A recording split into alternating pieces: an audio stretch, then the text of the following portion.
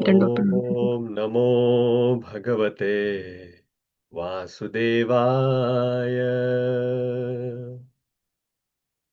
ॐ नमो भगवते वासुदेवाय। ॐ नमो भगवते वासुदेवाय। ॐ अज्ञानतिमिरन्धस्य ज्ञानाञ्जनशलाकया चक्षुरुन्मिलितं येन तस्मै श्रीगुरवे नमः। श्रीचैतन्यमनोभीष्टं स्थापितं येन भूतले स्वयं रूप कदा मह्यं ददाति स्वपदान्तिकम्। वन्देऽहं श्रीगुरो श्रीयुतपदकमलं श्रीगुरुन् वैष्णवांश श्रीरूपं साग्रजातं सहगण रघुनाथान्वितां तं सजीवं साद्वैतं सावधूतं परिजनसहितं कृष्णचैतन्यदेवं श्रीराधा कृष्णपादान् सहगण ललिता श्रीविशाखान्वितांश।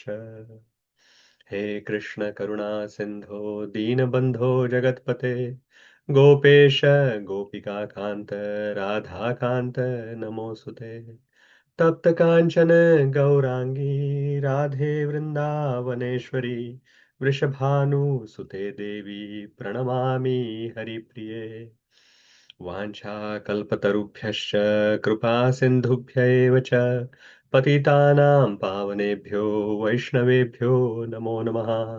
नमो विष्णुपादाय कृष्णप्रेष्ठाय भूतले श्रीमते भक्तिवेदान्त स्वामिन् इति नामिने।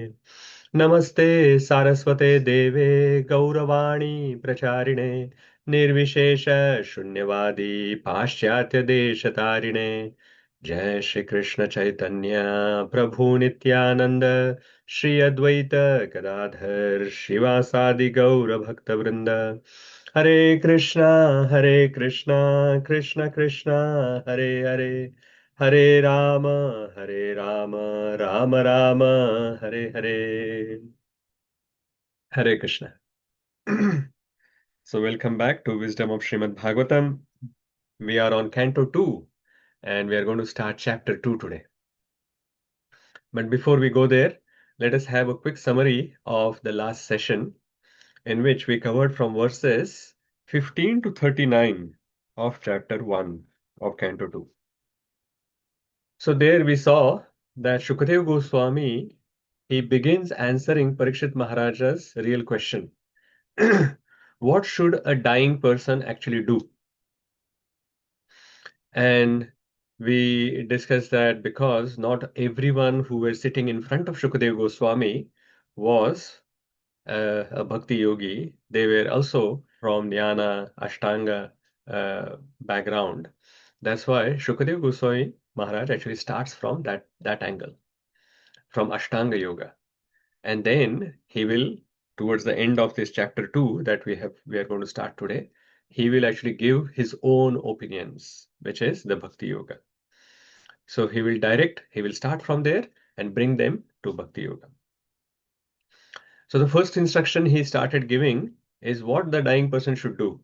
The first one is cut attachment to body, relations, and all the material desires using the weapon of detachment. He used these words, weapon of detachment. The soul is eternal, and we saw that because the soul is eternal, it cannot stop desiring. The only thing that we have in our hand is to actually direct those desires from the material things or material objects on to serving the Supreme Lord Shri Krishna. We cannot eliminate the desires altogether. So continuing on that Ashtanga Yoga journey, then Śukadeva Goswami gave very briefly all the steps of yama, niyama, asana, pranayam, pratyahar, dharana, dhyana, and samadhi. So he said we should, like the Ashtanga yogi, should leave the home, bathe at the sacred place. That was Yama Niyama. And then take like a proper asana, sitting in a secluded space, spot. And then he mentioned that Yama Niyama asana, then pranayam. So he mentioned that remembering the transcendental uh, sound vibration of Om, the yogi should regulate his breath. That was pranayam. And then he said pratyahara. Pratyahara was that then after regulating the breath, the yogi should actually withdraw the senses from the sense objects. And then what should he meditate on? Then the dharana part he mentioned. Dharana was that using the mind, intelligence, everything, they should focus on the Supreme Lord. And when he can advance a little bit further, then in dhyana, instead of focusing on the Supreme Lord as a whole, they should focus on the limbs of the Supreme Lord, one limb at a time, starting from the lotus feet, then moving to the lotus face. So, dharana to dhyana. And then at the samadhi stage, then his mind will be completely absorbed in the Supreme Lord. And that is how the 8 limbs Ashtanga of the Ashtanga Yoga, Śukadeva Gosvāmī mentioned. And of course, we saw in the purport Srila Prabhupada mentioned that how it is difficult, how it is practical to just focus on the deities, like by a Bhakti Yogi, they can use all their senses, mind in the worship of the deities, and then all those pratyahar like dharana, dhyan, samadhi. He mentioned that how we can actually take the darshan of the deities from the lotus feet to the lotus face, then engage all our senses uh, onto the service of the Supreme Lord. So while all of this was mentioned, then Parikshit Maharaj asked 3 questions in, I think, 22nd verse or so. So where he asked, how is dharana accomplished? And what is the proper object of meditation? What is the dharana shray? And how does the mind gets purified quickly? So that is where then Śukadeva Goswami started explaining about Virat Rupa, universal form. That those people who are still having material desires and they have a mode of passion and mode of ignorance remaining, then they will not be able to meditate on the Paramatma form of the Lord. So that is why then Virat Rupa was introduced. And then he explained in various verses, I think around 26 to 38 verses, he explained the entire universe, all these planetary systems, like 14 planetary systems, then all the senses, the elements, as well as the mountains, rivers, everything, he mapped onto the body of the Supreme Lord. And that is how he explained the Virat Rupa. So we saw that how by meditating on Virat Rupa, our mind, like the person who's very attached, so that person's mind shifts from this is mine and this is for my enjoyment to this belongs to the Lord. So automatically the attachment that is there to the sense objects actually goes down. And then that weapon of detachment was mentioned at the beginning of description by Śukadeva Goswami that manifests. And then we can slowly move towards the Supreme Lord. So from putting myself in the center, by seeing everything as belonging to the Supreme Lord, we start putting Kṛṣṇa in the center, the Supreme Lord in the center. And that weakens our false ego. And our lust, anger, greed, all of those, pride, they actually uh, gets purified. And then in the last verse, we saw that how Śukadeva Goswami gave the instruction on concentrating on the Supreme Personality alone, since he is the source of everything. That is what was mentioned in the last verse.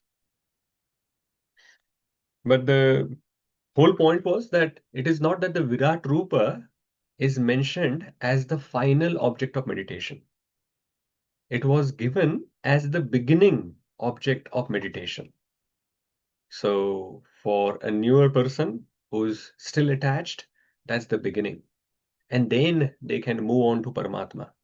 But of course, for Bhakti Yoga, Bhakti Yogi, the easiest one is to start from the deity worship or the Archa Vigraha form on which he can meditate. And then over a period of time, he can focus on the Bhagavan and all the intimate pastimes of the Lord. So the meditation can go there in future when the Bhakti Yogi is advanced. So that is where we have finished and the chapter 1, and we are going to begin this chapter 2, which is entitled The Lord in the Heart. So the first chapter explained the features of Virat Rupa. This chapter is going to actually go into the Paramatma. It is the features of Paramatma will also be described, just like various different features of Virat Rupa was explained. So there are 37 verses in this chapter. We will take 2 sessions to complete this. So the goal for today is to cover around 15 verses of this chapter. And then the remaining verses we'll cover in the next session. Okay. So Srimad Bhagavatam, Canto 2 and Chapter 2, The Lord in the Heart. Text 1. Sri Shuka Uvacha Evam Puradharanayatmayoner Nashtam Smritim Pratyavaruddhya Tushtat Tatha Sasarjadam Mog Amog Drushter Yathapyayat Prag Vyavasaya Buddhi. Yes, Mantra Milan. Hare Krishna Prabhuji. Sri Śukadeva Gosvāmī said, formerly, prior to the manifestation of the cosmos, Lord Brahma, by meditating on the Virat Rupa, regained his lost consciousness by appeasing the Lord. Thus, he was able to rebuild the creation as it was before. Thank you, Prabhuji. So this chapter 2 is going to flow like this. In the first few verses, Śukadeva Gosvāmī mentions about Karma Kanda, and from the perspective that reject the Karma Kanda. So he is explaining to Parikshit Maharaj that at this end of the life, there is no point in focusing on going to heavenly planet or thinking of more sense enjoyment. So reject Karma Kanda. And then he describes the super soul. And then next, he talks about the 2 kinds of yogis, the unattached yogi and attached yogi. So that we have been talking about that if you're attached, then focus on Virat Rupa. If you're unattached, then focus on Paramatma. And then further, he will talk about the practice and process of leaving for an advanced yogi. How an advanced yogi can leave this world at his will. And then Krama Mukti, Virat Rupa meditation, like step by step how the neophyte yogi can leave this world is mentioned. Then in the end, he gives the real knowledge, which is what he wants to give from the beginning, that sadhana bhakti as the best path for the yogis, like for any person, but especially for someone who is about to leave the world.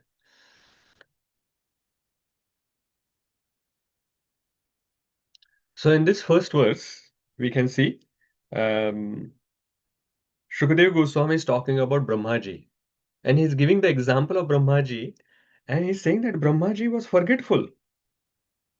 Lord Brahma, by meditating the Virat Rupa, regained his lost consciousness. So that means Brahma forgot about his main purpose. He forgot about what was he supposed to do. So Srila Prabhupada, this purport, he focuses on forgetfulness of the living entity. That the example cited here in the first line itself, herein of Sri Brahmaji, is one of forgetfulness. So if Lord Brahma can forget, then what to speak of all of us who are very tiny living entities? We do not even have potency like Brahma. So we can definitely forget. And this tendency to forget actually then apply just like Lord Brahma forgot the purpose of his creation. Similarly, we also forget our relationship with the Supreme Lord and what, as a part and parcel, we should be doing towards the Supreme Lord. So Srila Prabhupada is mentioning towards like the 1/3 of the purport. He's saying that the tendency to forget the eternal relationship with the Lord can be counteracted by meditating on Virat Rupa. So we have forgotten what is the relationship. We have forgotten about the Supreme Lord. We have forgotten about what is our relationship with the Supreme Lord. By focusing on the Virat Rupa, then we start thinking that, oh, everything actually belongs to the Supreme Lord. And the Lord has very mercifully given it to us. So we should reciprocate and do some service. So this meditation on Virat Rupa is counteracting our forgetfulness. And then when forgetfulness is gone, then Vyavasayatmika Buddhi will come. Here it is mentioned as Vyavasaya Buddhi. And in Bhagavad Gita, if you remember 2.41, Vyavasayatmaka Buddhi Ekeha Kurunandana Bahushakha Hinantasya Buddhayo Avyavasayinam. 2.41 we had seen in Bhagavad Gita. Srila Prabhupada also, I think, quotes at the middle of the purport. If you see, he has quoted that verse 2.41. So this Vyavasayatmika Buddhi, single pointed focus, will come after we have removed this forgetfulness of the Supreme Lord. And then with that clear intelligence, then we can actually lead ourselves to the loving service of the Lord. As part and parcels of the Supreme Lord, we are supposed to help. We should be assisting the Supreme Lord. We can be the Lord's assisting hands. Each of us are meant to be doing some particular service. Let us read the last few lines where it starts from liberation means getting out of slumber. Very, very beautifully, a different aspect of liberation. Srila Prabhupada has defined liberation here, but he has defined it in a very different, interesting way. Let us look at that. Who can find? Liberation means getting out of slumber. I can read. Yeah, go ahead. Liberation means getting out of the slumber of forgetfulness and becoming situated in the real loving service of the Lord. As exemplified in the case of Brahma, the service of Brahma is the sample of service in liberation, distinguished from the so-called altruistic services full of mistakes and forgetfulness. Liberation is never inaction, but service without human mistakes. Hare Krishna Prabhu. Isn't that an amazing and different way of defining liberation? So Srila Prabhupada is saying that liberation is not inaction. Liberation means getting out of the slumber of forgetfulness that we are in. And not only we have to get out of the slumber of forgetfulness, but we have to become situated in the real loving service of the Lord, and that is liberation. So liberation means getting out of forgetfulness and then engaging ourselves in the service of the Lord. That is liberation. And specifically, he's saying liberation is not inaction. Liberation is full of action. And he's quoting the example of Brahmaji. So when he understood the purpose, when he came out of this forgetfulness, then he got into action. So Brahmaji did not say that now I have got liberated, I have got the knowledge, I'll just sit there and meditate. He started actually doing his service. That is real liberation. So, very, very beautifully explained by Srila Prabhupada here.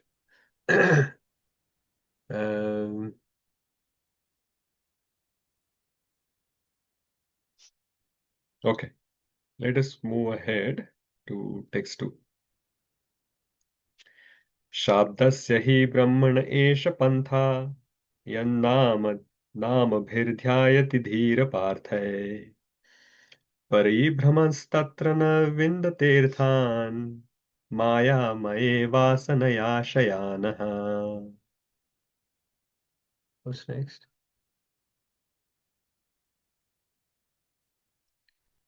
Who's next in line? Is that Vishakha Mataji? I think Uma Mataji is there. Okay, Uma Mataji. Hare Krishna Prabhu.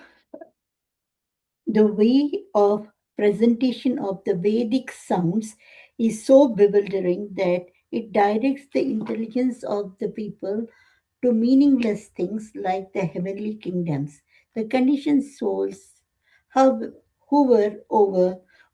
souls hover in dreams of such heavenly illusionary pressures, but actually they do not relish any tangible happiness in such places. Hare Krishna. What is this verse explaining?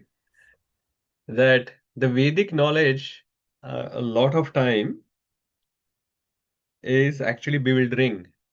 And Bhagavad Gita also said the same thing. Traigunya Vishaya Veda, Nistraigunya Bhavarjuna. So Vedas are full of three modes of material nature, which is true from the perspective that the Vedas are giving various different ways of purifying. So it gives the ways for the person who's in mode of ignorance. It gives the ways for person who's in mode of passion, and also gives the way for people who are in mode of goodness. And that is why there are different kinds of processes which are given in the Vedas. And those who are in mode of ignorance naturally get attracted towards those processes which are given for them. They are not getting attracted towards the processes in mode of goodness. And that is why it is like full of three modes of material nature. And that is why Arjuna was told that Nistra Gunya Bhava Arjuna. So Lord Krishna said that we have to actually rise above these three modes. And exactly like that, here it is mentioned that the Vedic sounds, they are very bewildering. So we have to actually utilize our intelligence in coming out of these three modes, understanding what is good for us, and then not getting engaged in activities which will bring you to heavenly kingdom. Because there is no point, it is still the material world. So this false destination towards the material enjoyment in heavenly planets is rejected by Śukadeva Gosvāmī. Srila Prabhupada is giving the purport from the perspective of happiness, just like the Journey of Self-Discovery first session, search for happiness. He is mentioning here that everyone, like conditioned souls, are always making plans for happiness within this material world. But the problem is, for that happiness, they are going towards even heavenly planets. But the problems of birth, old age, death, and disease, they are still present in the higher planetary systems. And even Brahmaloka itself is not the final residence for happiness, because Brahmaloka is also part of the material existence. So he compared that towards the middle of the purport. He's saying they sometimes go up to Brahmaloka and again come down to Pataloka, as if they were unintelligent children on a merry-go-round. So he's saying that just like some innocent young children, they are very interested in going on the merry-go-round, because the circle, they actually go up, and there is excitement of going up, and then there is also some excitement of coming down, like in that merry-go-round. It goes round and round. But that is how we are actually trying to do here. We do some good activities, pious activities on earthly planet, and then they go into the heavenly planet for having enjoyment. But after the enjoyment, our pious credit finish, then we are pushed down again, and then that cycle continues. So the cycle of going up, higher planetary system, lower planetary system, then earthly, then again higher, like that continues. Also, the cycle of going through birth, old age, death, and disease also continues. So this is like a merry-go-round. But this is very unintelligent. We are going nowhere.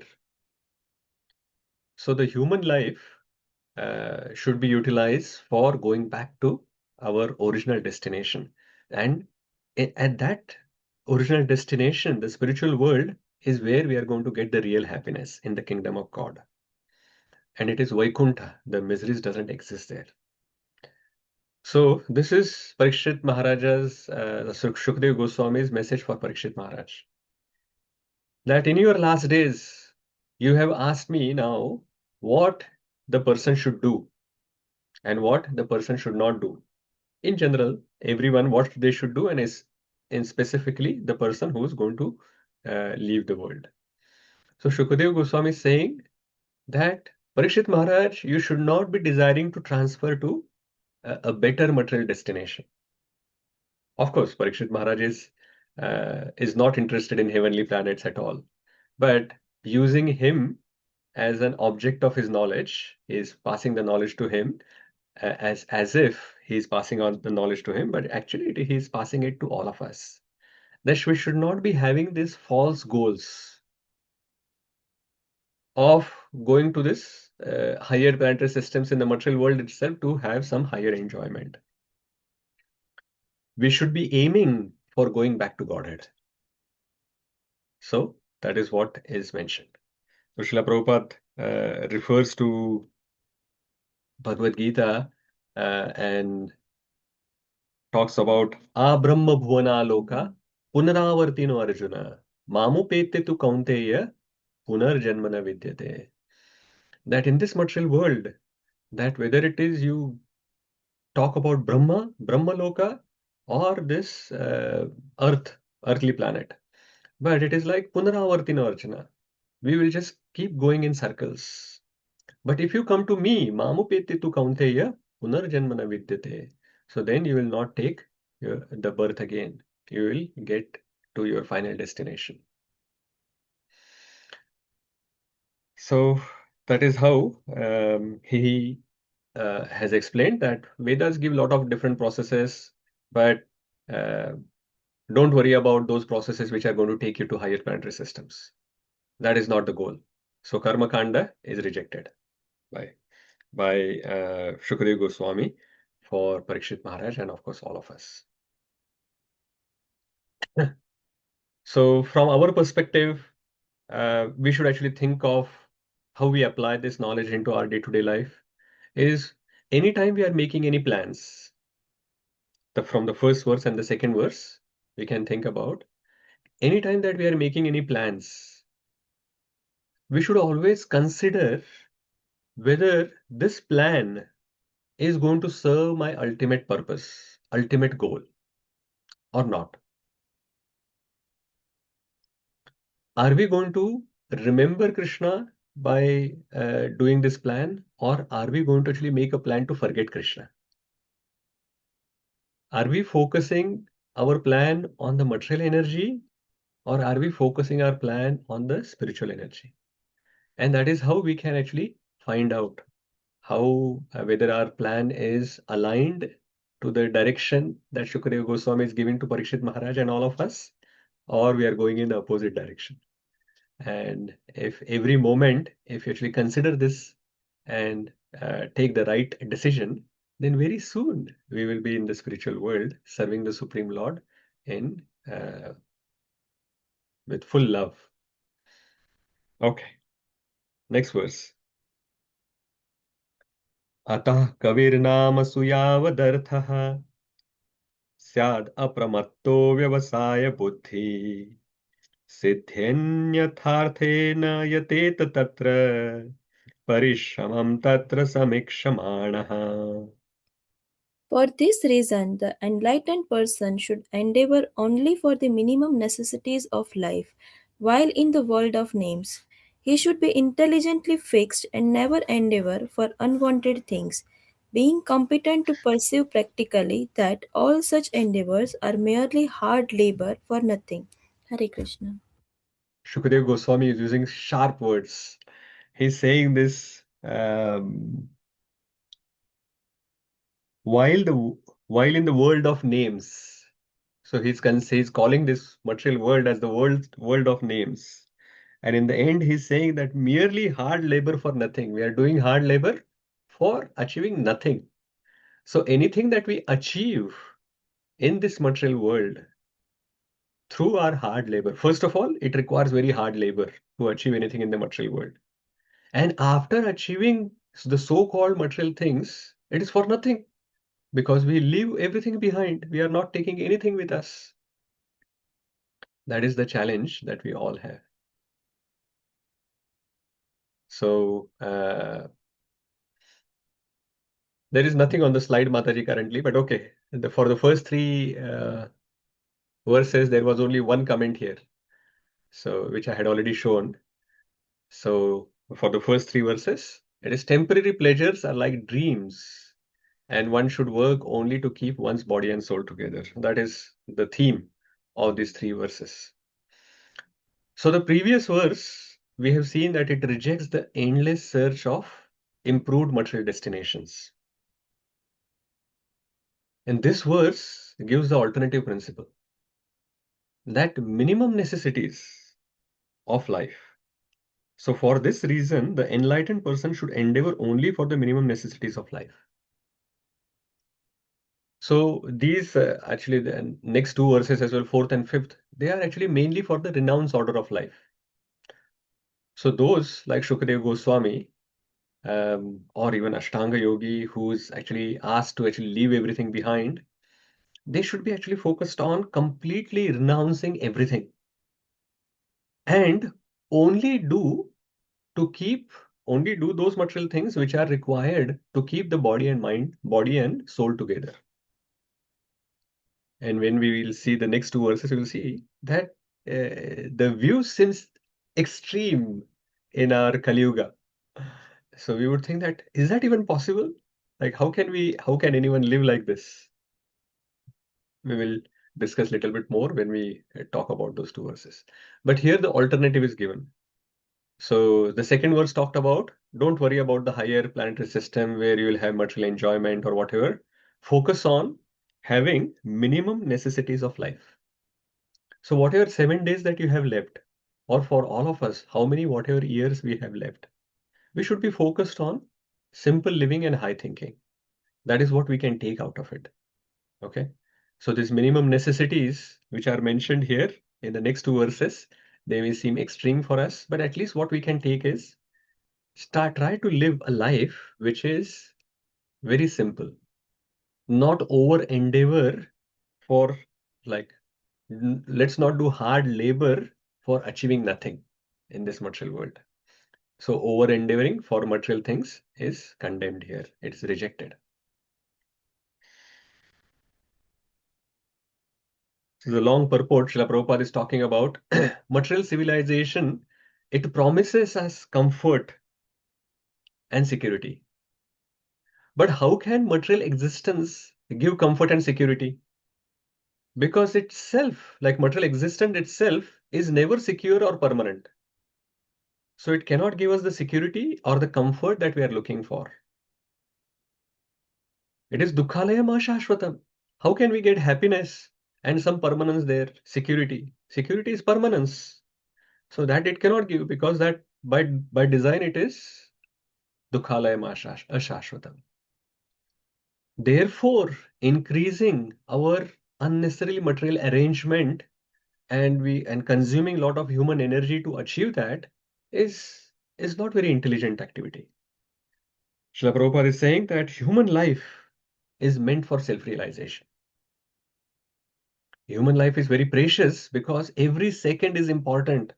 And he says that even like a second which is wasted, like his specific lines here, 1 second of human life wasted in the vain research of planning for happiness in the material world can never be replaced, even if one spends millions of coins of gold. So the time is very precious in human life. All of that time should be utilized in self-realization.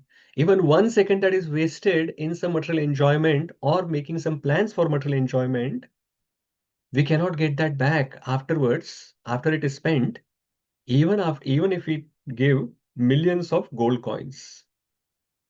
So the devotee therefore accepts the bare necessities and uses the remaining energy for spiritual advancement. And about this world of names only, Srila Prabhupada is talking about that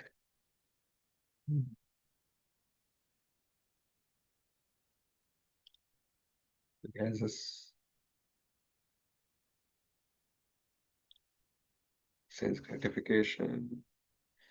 Anyway, I can't find the specific words, but in gist, what Srila Prabhupada is saying is that, yes, Madhuri? I think it's in the beginning only, it says couple of whole material creations jugglery of name. Yeah. Actually, there are some buildings and whatever that he has made. Here. So the whole material creation, yes, is the jugglery of names only. In fact, it is nothing but a bewildering creation of matter like earth, water, and fire. So using these material elements, we do many different things like buildings, furniture, car, industries, and for all of these, we create some like wars, some atomic energy. Everything is created from these basic material elements. These are bewildering names of material elements. So they are basically same material elements. They are earth, water, and fire. Using these material elements, we are creating different things, and then we are giving them different names. And then great kings, little below that, then Srila Prabhupada saying the great kings, leaders, and soldiers fight with one another in order to perpetuate their names in history. So people are fighting with each other thinking that I will get the Nobel Peace Prize. They will start the war. They will try to close the war and say that, oh, I have generated some peace. And then I should get the Nobel Peace Prize so that then over a period of time, my name will remain in the history. But interesting thing is, they are forgotten immediately. So they are forgotten in due course of time and they make a place for another era in history. So all this effort is actually in vain, the hard labor for nothing. They are just material elements in different forms that we have created. They are just names like that. And then we are trying to create our own name in the history, but that is also not going to happen. Over a period of time, we'll be forgotten. And all this effort that we spent for creating our name or to acquire something which is named differently, but they are just the combination of material elements, everything will be lost. So why should we actually spend time in all of that? That's why it is mentioned. But the devotee realizes how much history and historical person are useless products of flickering time. And hence the devotee spends time in self-realization. Of course, there is some effort required to maintain the body and soul together. That is fine. But if we actually put the whole human energy in these material endeavors, then there is no time left for spiritual endeavors. There is no time left for spiritual self-realization. So do as minimum as possible on the material platform so that we can have enough time for our self-realization.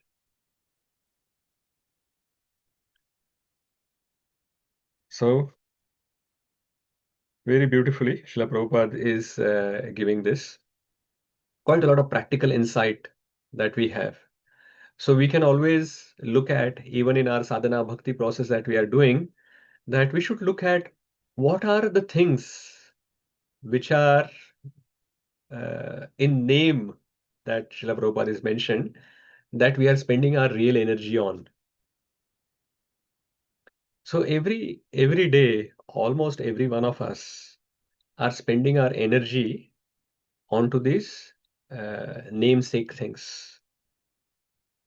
So we should start identifying that in my life this year, what is that one thing which is for just the name that I'm trying to do, either for making my good name or it is just the material things with different names. They could be called some extra property. They could be called some new iPhone. They could be called um, some bank balance, something which is name only, which we are going to leave behind. Or they could be called that everyone should appreciate me. So I will actually improve myself so that everyone notices me and appreciates me. even if it means that we are trying to do that in our service, but the focus is ourselves, then that is also not the right consciousness. So identify at least one thing and then try to eliminate that and then focus more and more towards Krishna. So reduce one unnecessary material activity this week and deliberately redirect that time which is available towards hearing, chanting, reading Srimad Bhagavatam. Okay? So practical insight from these 3 verses. 4th verse. Let's go to 4th verse. 4th and 5th. It talks about, like this 3rd verse mentioned about the minimum necessities of life. Now, different people will have like a different definition of what is my minimum necessity for my life. Now, look at what is the definition of Śukadeva Gosvāmī for minimum necessities of life. Satyam kshitau kim kashipo prayasair baho swasiddhe hyupabarhanai kim satyanjalau kim purudhanna patrya digwal kala ladau sati kim dukulai. Hare Krishna, Prabhuji. Yes, ma'am. When there are ample earthly flats to lie on, what is the necessity of cots and beds?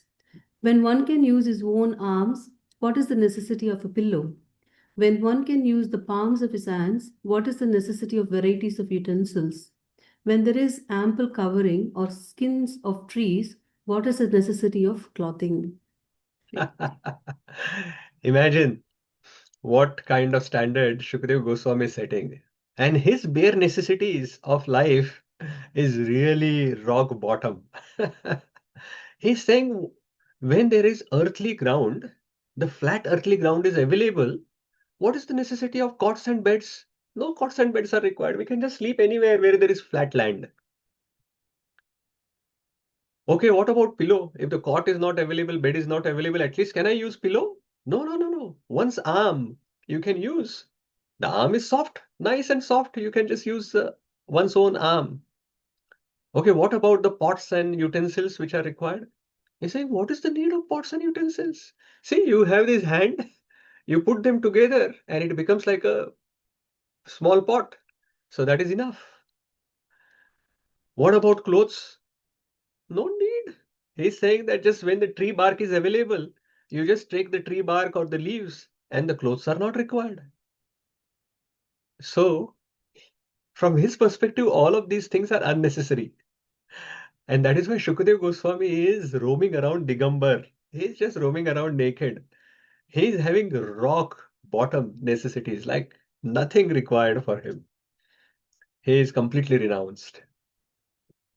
So I'm not expecting all of us to do like that. And Srimad Bhagavatam is also not recommending that we actually follow these kind of standards. These are for those renounced people. And as I mentioned earlier, that the minimum necessities may be different at different level. But at least what we can do is, whatever we think are our minimum necessities at this point in time, just try to find out whether they are really the necessities. Each year, can I reduce one so-called necessity and make my life simpler? If we keep doing like that, we are not even talking about 1 week. We're saying 1 year, assuming that we have a few years left. So every year, if we try actually reducing our necessities, the required necessities, then our life will become simpler and simpler. And then we will have more and more time available for self-realization. We will have more time available for reading Srimad Bhagavatam, studying Srimad Bhagavatam, doing some service for the Lord. All of that will be possible. Srila Prabhupada is very clear. He's talking about, see, all these animals, how they are living, they don't require bed or pillows or utensils or any clothing or whatever. But at the same time, he says that we are not asking that we go to the primitive animal life.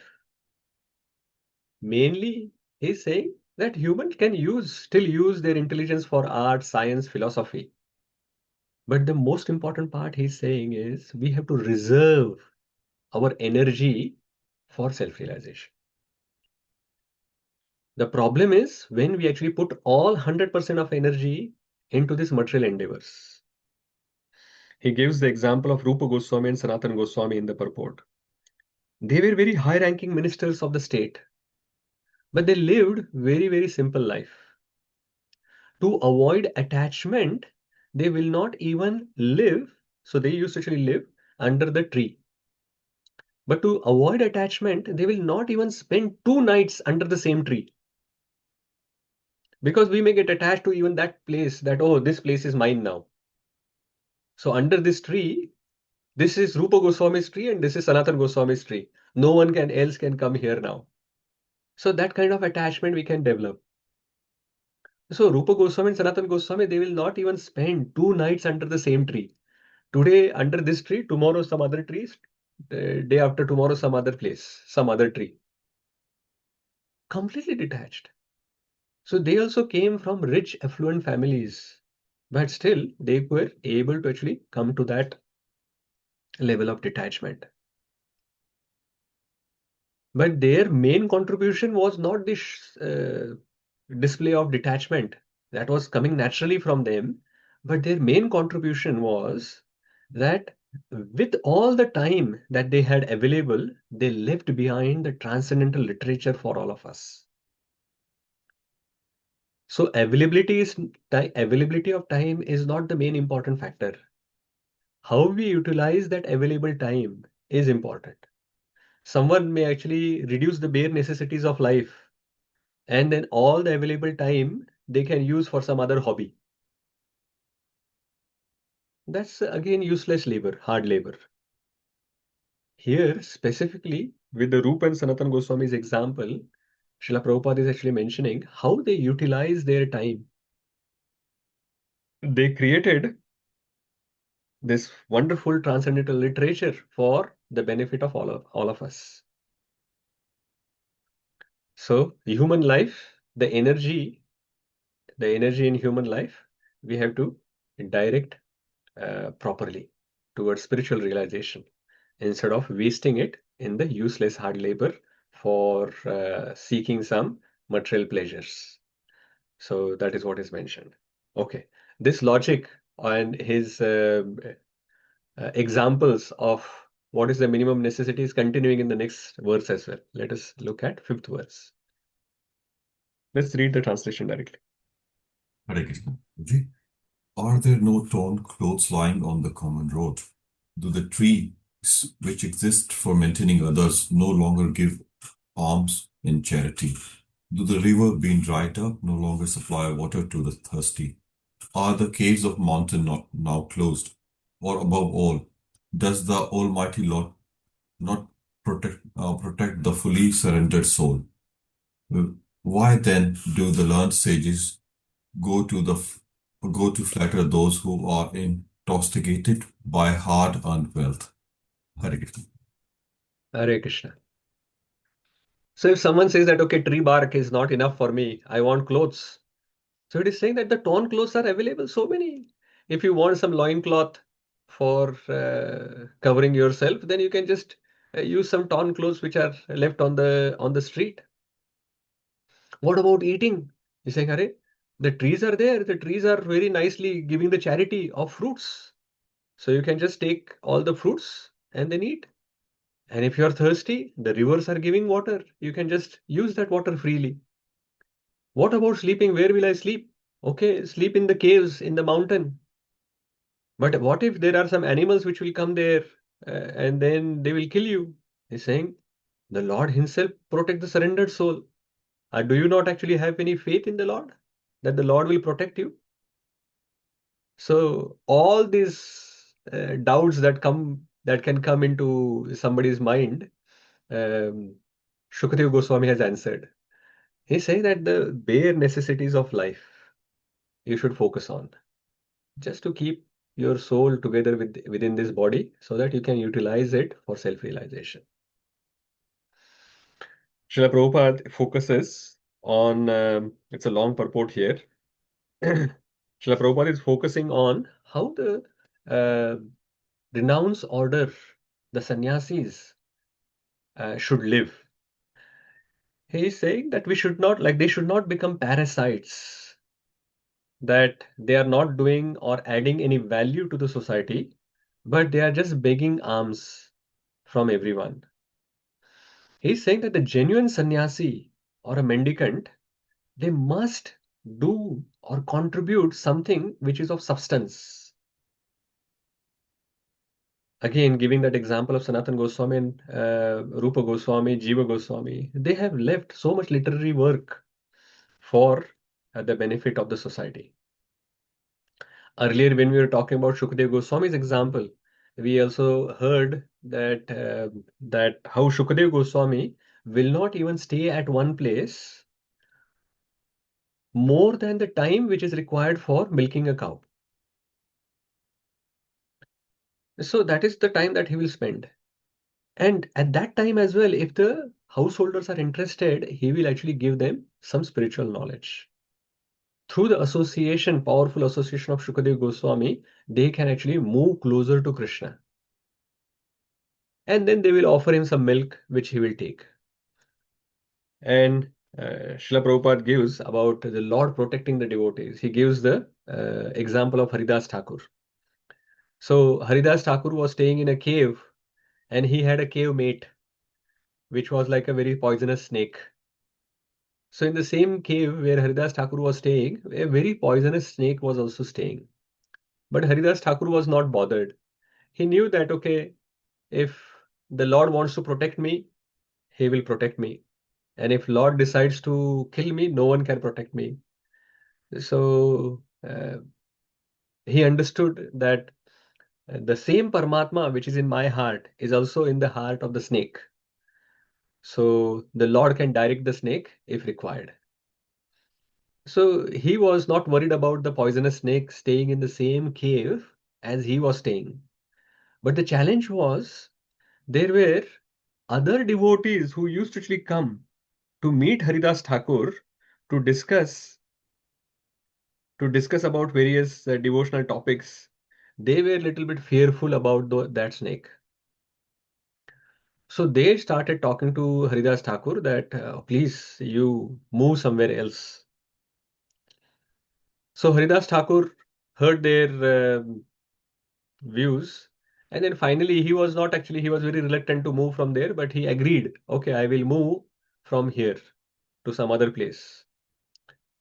But as soon as that was agreed, in front of everyone, they saw that this snake came out of its house and then it just went out of the cave and it never came back. So the Supreme Lord directed as a Paramatma in the snake's heart that, oh, you being here is creating disturbance for a pure devotee. So you give way for him. So the Lord protects his surrendered devotees. Very amazing example Srila Prabhupada has quoted here. So, what else is there?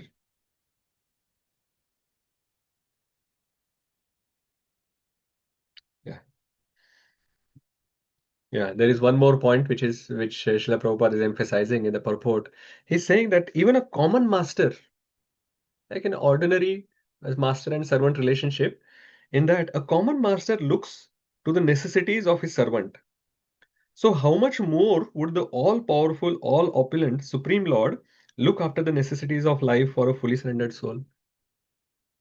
Like even a common master looks after the servant. So how much more the all-powerful, all-supreme, and all-merciful, he is the well-wisher of everyone. That kind of master will look after, especially those who are very fully surrendered onto him. Of course, they will be looked after. That is why the surrender, the two factors in the middle, after anukulasya sankalpa, pratikulasya varjanam, which are anukulasya sankalpa pratikulasya varjanam rakshisyeti vishwaso and gopatrutve varnam tatha. So Lord will protect me and Lord will maintain me. So we need to have this firm conviction that the Lord will give me protection and the Lord will maintain me. I will not go hungry. So when we have this firm conviction, then that is Sharanagati, that is surrender. So wonderful verses. Let us move on now to verse number 6. But before we go there, okay, let us cover 6 and 7 and then we will see some learnings. Evam swachitte swata eva siddha atma priyortho bhagavan ananta tam nirvruto niyatartho bhajeta samsara hetu paramascha yatra. Hare Krishna. Thus, being fixed, one must render service unto the super soul situated in one's own heart by his omnipotency, because he is the Almighty Personality of Godhead, eternal and unlimited. He is the ultimate goal of life, and by worshipping him, one can end the cause of the conditioned state of existence. Hare Krishna. So thus, like how it is mentioned in the previous verses, we should be rejecting the heavenly planets, have minimum necessities, and the examples of minimum necessities which are mentioned. If we live like that, thus being fixed. So thus being fixed refers to all the things which are mentioned in the previous verses. Then what we have to do? We have actually fixed our necessities like that. We have now all the time available. So that was the whole point, right? So that we can have, we are not wasting our human form of life, and all that time we have to actually spend in Krishna consciousness. So that now available time, how to spend, that is what Śukadeva Gosvāmī is mentioning. He's saying one must render service unto the super soul situated in one's own heart. So now he is explaining the worship of super soul, which is the dharana shray of an advanced yogi.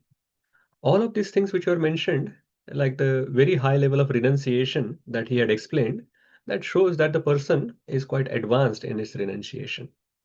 They are no longer in this passion and ignorance.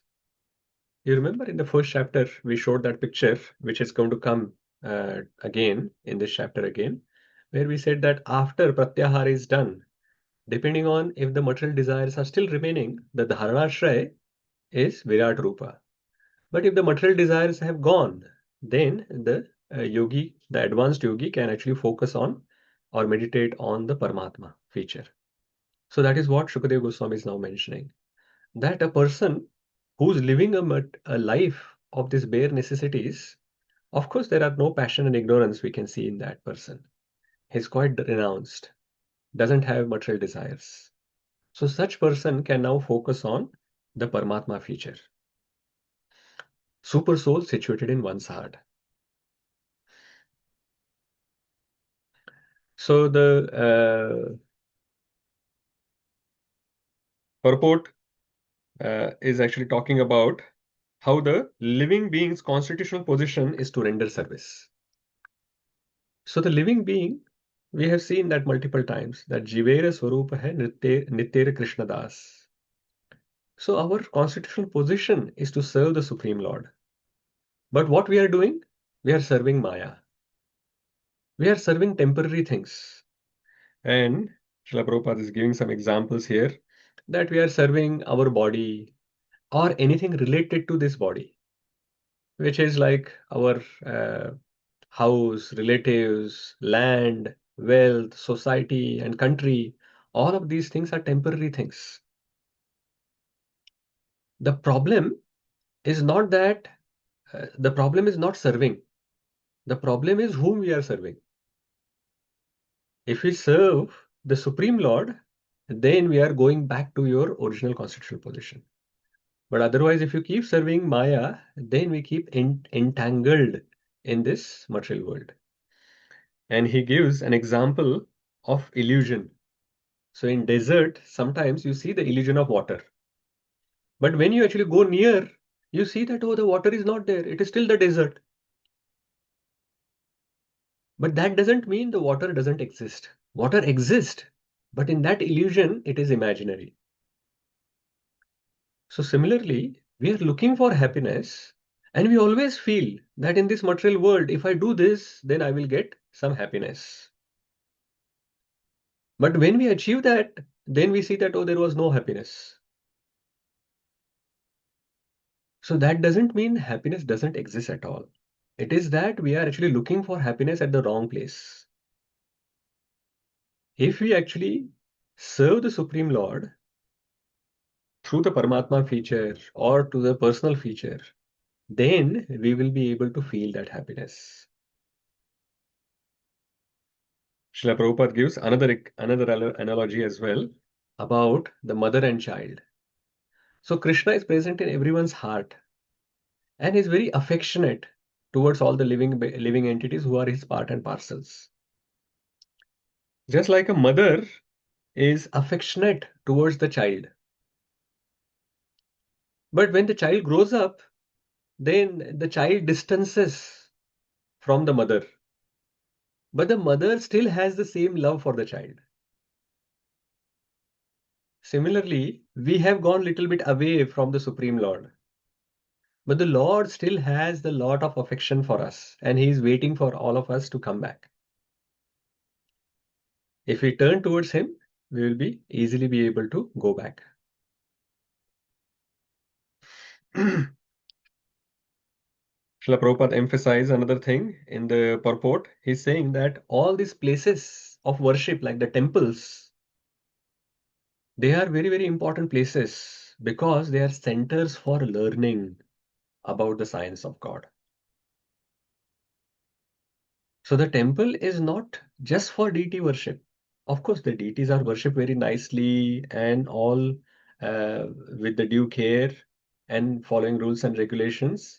That is done. But the whole idea of establishing temples is that when people come there, they are given the knowledge, they are given the education about the science of God.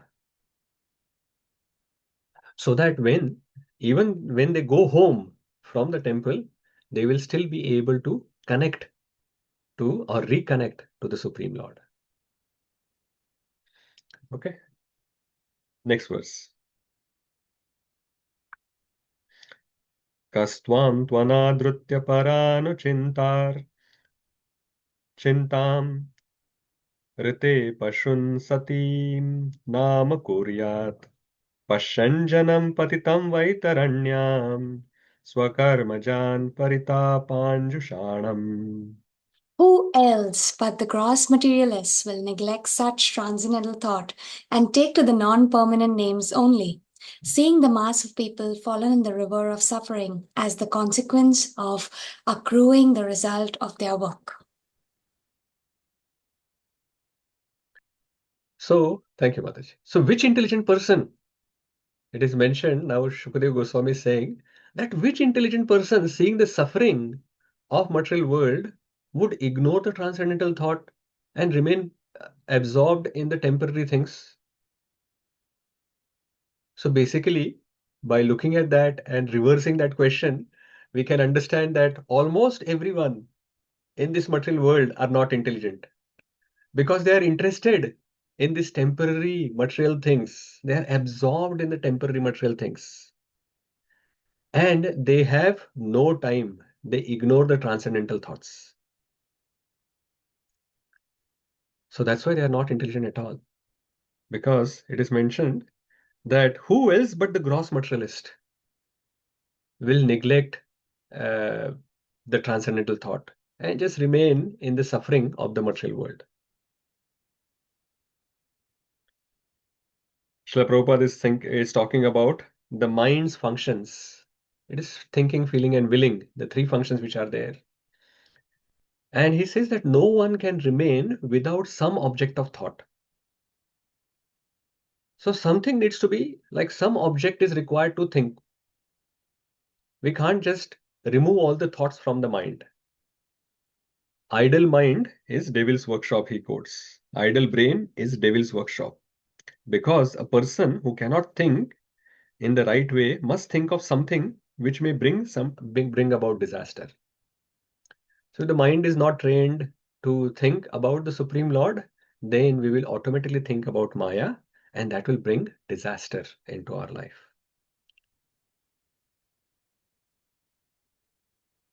So that is why this is required, that we need to focus on the Supreme Lord.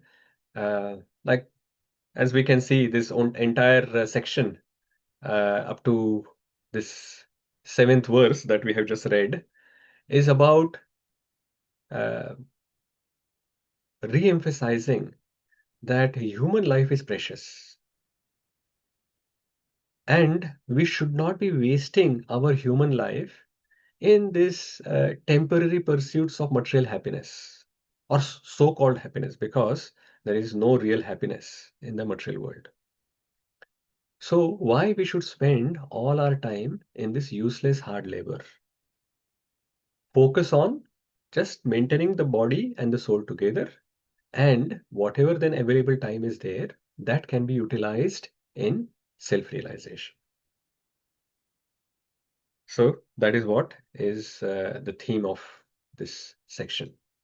So what we can learn about forgetfulness. So as it is mentioned, forgetfulness is the root problem. In the first verse itself that we saw, that even Brahmaji was forgetful. And what kind of forgetfulness is there? Forgetfulness of our relationship with the Supreme Lord. And what is liberation? Liberation is, we saw that liberation means getting out of the slumber of forgetfulness and becoming situated in the real loving service of the Lord. That is liberation. And hence, human life should not be wasted in material expansion. We should serve the Supreme Lord, who will protect us and save us from the material world. Very important message. I think we hear it multiple times, again and again in Srila Prabhupada books, but still we do not become as serious as we can be. Over a period of time, even the devotees go into this comfort zone, that whatever they are doing, they will just keep doing, and over a period of time, it will even become mechanical, and we will lose the sight of our goal. We have to always endeavor to improve our devotional service. Remember, the goal of the devotional service is Kṛṣṇa Prem. And there are multiple steps that we have to go through. And most of the sadhana bhaktas, they get stuck at anartha nivrutti level. But then after anartha nivrutti, it is not that anartha nivrutti just one step below Kṛṣṇa Prem. There is long way to go after anartha nivrutti. We have to come to the stage of nishtha, then ruchi, then asakti, then bhav and prema. So in prema also there are multiple stages that we can go through. So it's a long journey. And if we just remain in the comfort zone and think that, okay, whatever I'm doing last year, I will just continue this year and the next year till the end of my life, and then I will go back to Godhead, then I think there is some problem there.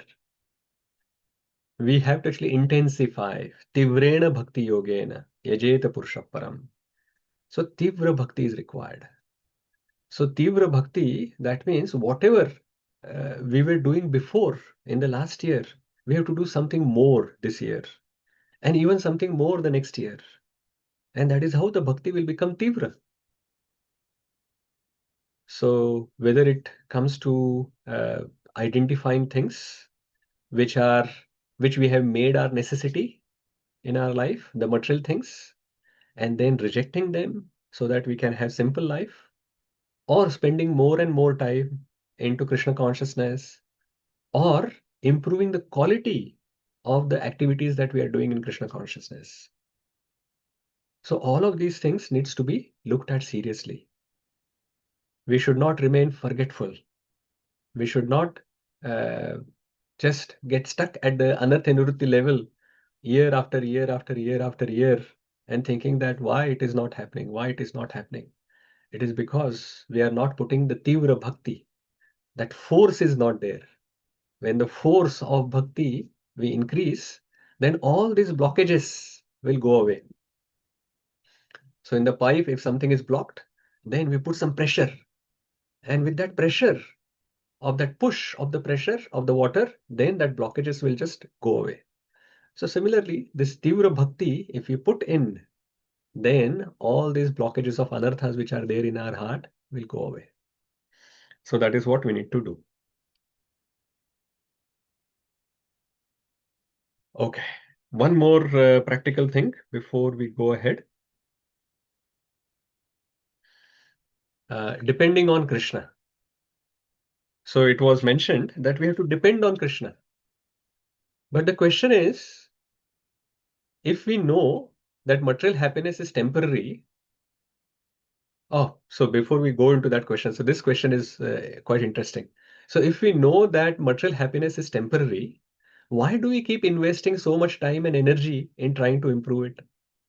Like we hear so many instructions that material happiness is temporary, and still almost all devotees as well, they spend quite a lot of time, they invest into improving their material life. Why is that?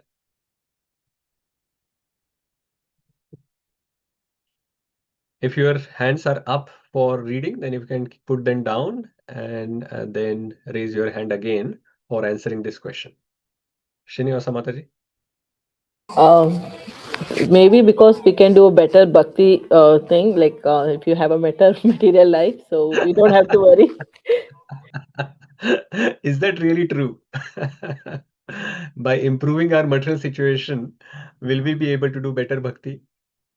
Okay, but that's one of the thoughts that the devotees have. That's right. Pamender Prabhuji.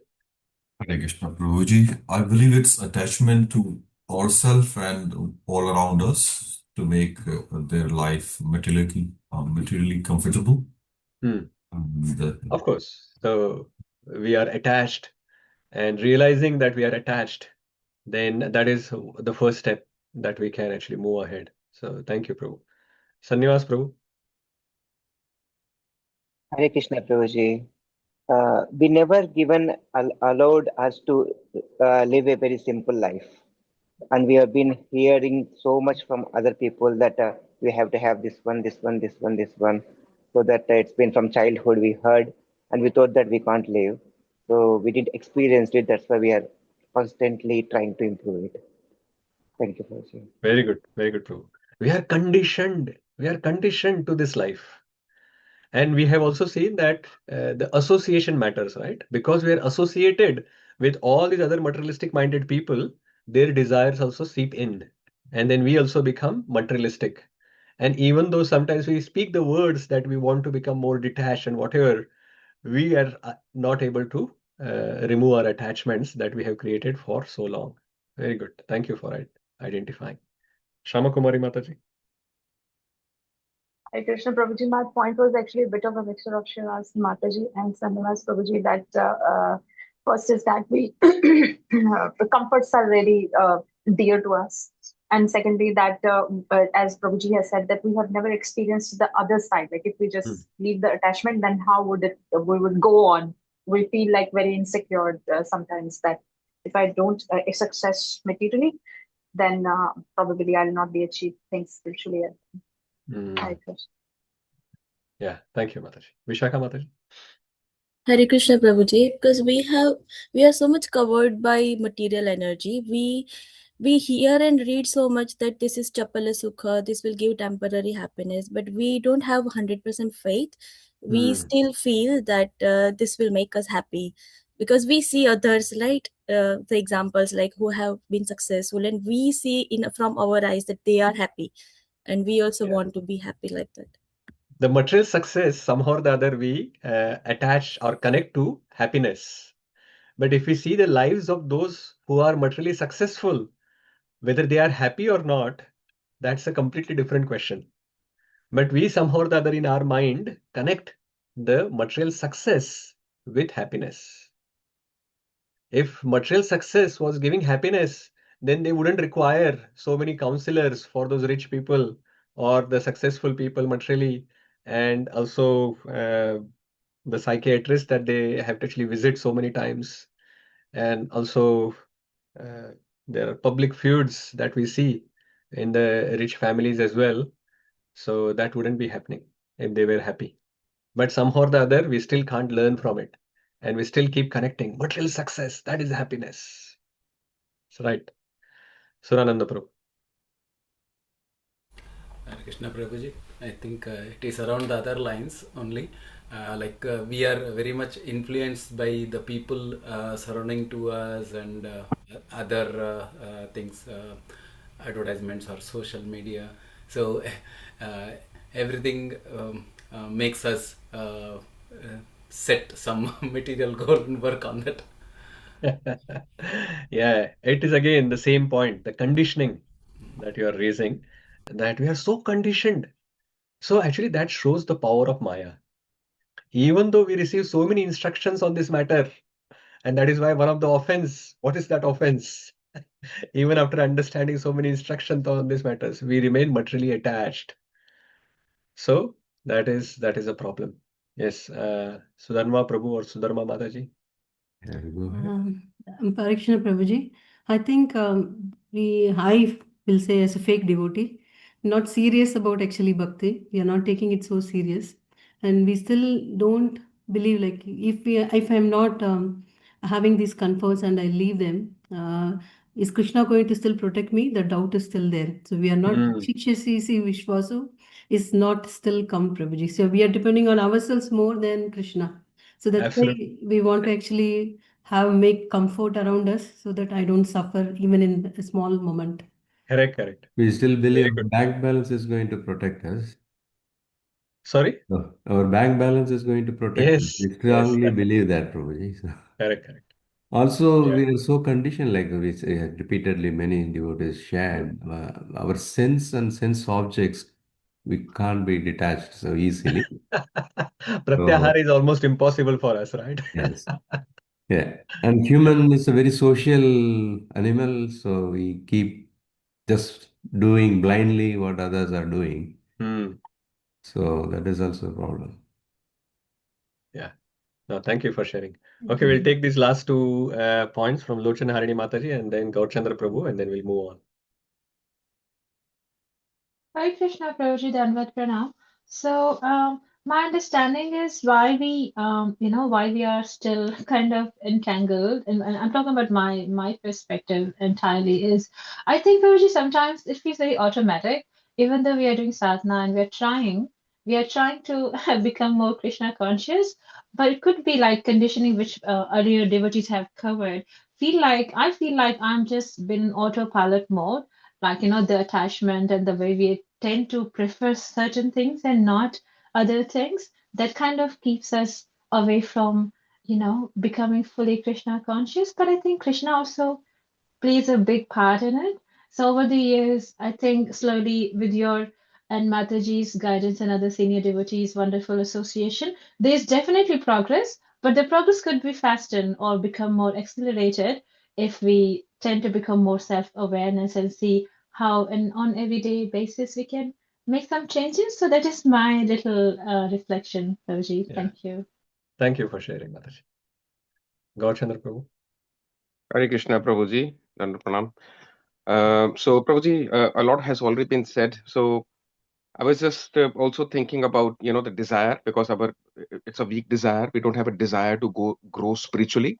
Naam is Chintamani. We are chanting it. We know that Naam is capable of giving us. So the desire, and also not making the most of sadhu sang. We have sadhus visiting us, or even we are going to dham, but our desires are so corrupt that we want to take um, the blessings from the sadhus to grow materially, not spiritually. So basically, it's on our part.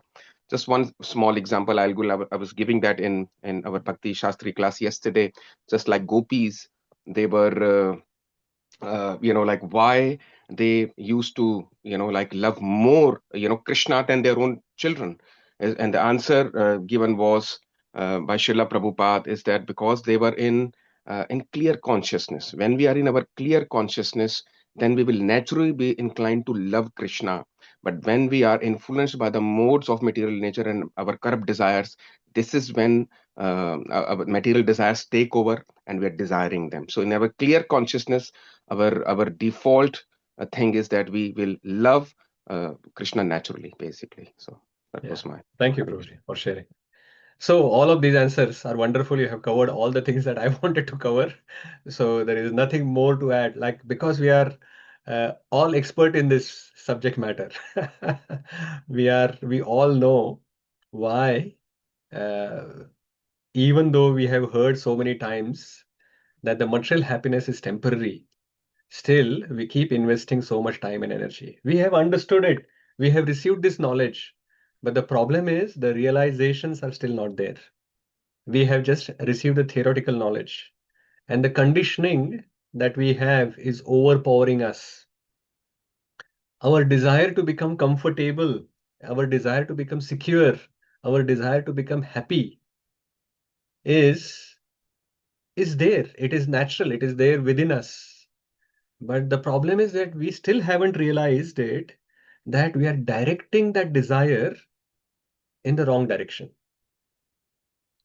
We are trying to achieve all of that, the comfort, the security, the happiness. We are trying to achieve that from the material arrangements. Even though, like, year after year and life after life, we have seen that these things are not giving us what we are looking for. Still, we keep actually going in that direction. So this is mainly because of our conditioning, association, not having strong determination, not having that realization. So all of that needs to be slowly, just like sadhana bhakti that we are trying to do. We want to have love of Krishna, but that love of Krishna is not coming through a flick of a switch. We are taking some conscious effort to achieve that. Similarly, to move our dependence on Krishna from all the material things that we have, that also requires conscious effort from our perspective. So one thing at a time. Just like when we start chanting, very few people in the world starts like chanting 16 rounds from day one, right? Most of us starts from 1 round, then go to 2 round, to 4 round, 6 round, 8 round, like that. So just like step by step we increased, and then we become steady. Similarly here as well, dependence on Krishna. We need to actually understand that we are currently not dependent on Krishna, but that is my goal. And these are some of the things, somehow or the other, I am currently dependent on, which are material things. And then see how we can reduce that dependency and then slowly increase our dependency on Krishna.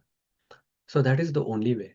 There is no shortcut to achieve that dependence with just a flick of a switch. We need to understand that this material body that we have received is like a car. And even if you love your car, you don't spend the entire life polishing the car. Similarly, even if you love this body that you have received, still we should not be spending the entire life looking after the bodily needs. We need to move beyond it. It's just a vehicle for our spiritual advancement. So if that vehicle is not used for spiritual advancement, then the vehicle is of no use. So we have to maintain it properly, but at the same time use the vehicle for its purpose. That is what we need to focus on. And the second question that I have on depending on Krishna, what is the difference between depending on Krishna and using Krishna will provide us as an excuse to avoid responsibility? Because someone can use depending on Krishna to avoid responsibility, right? So what is the difference between these two?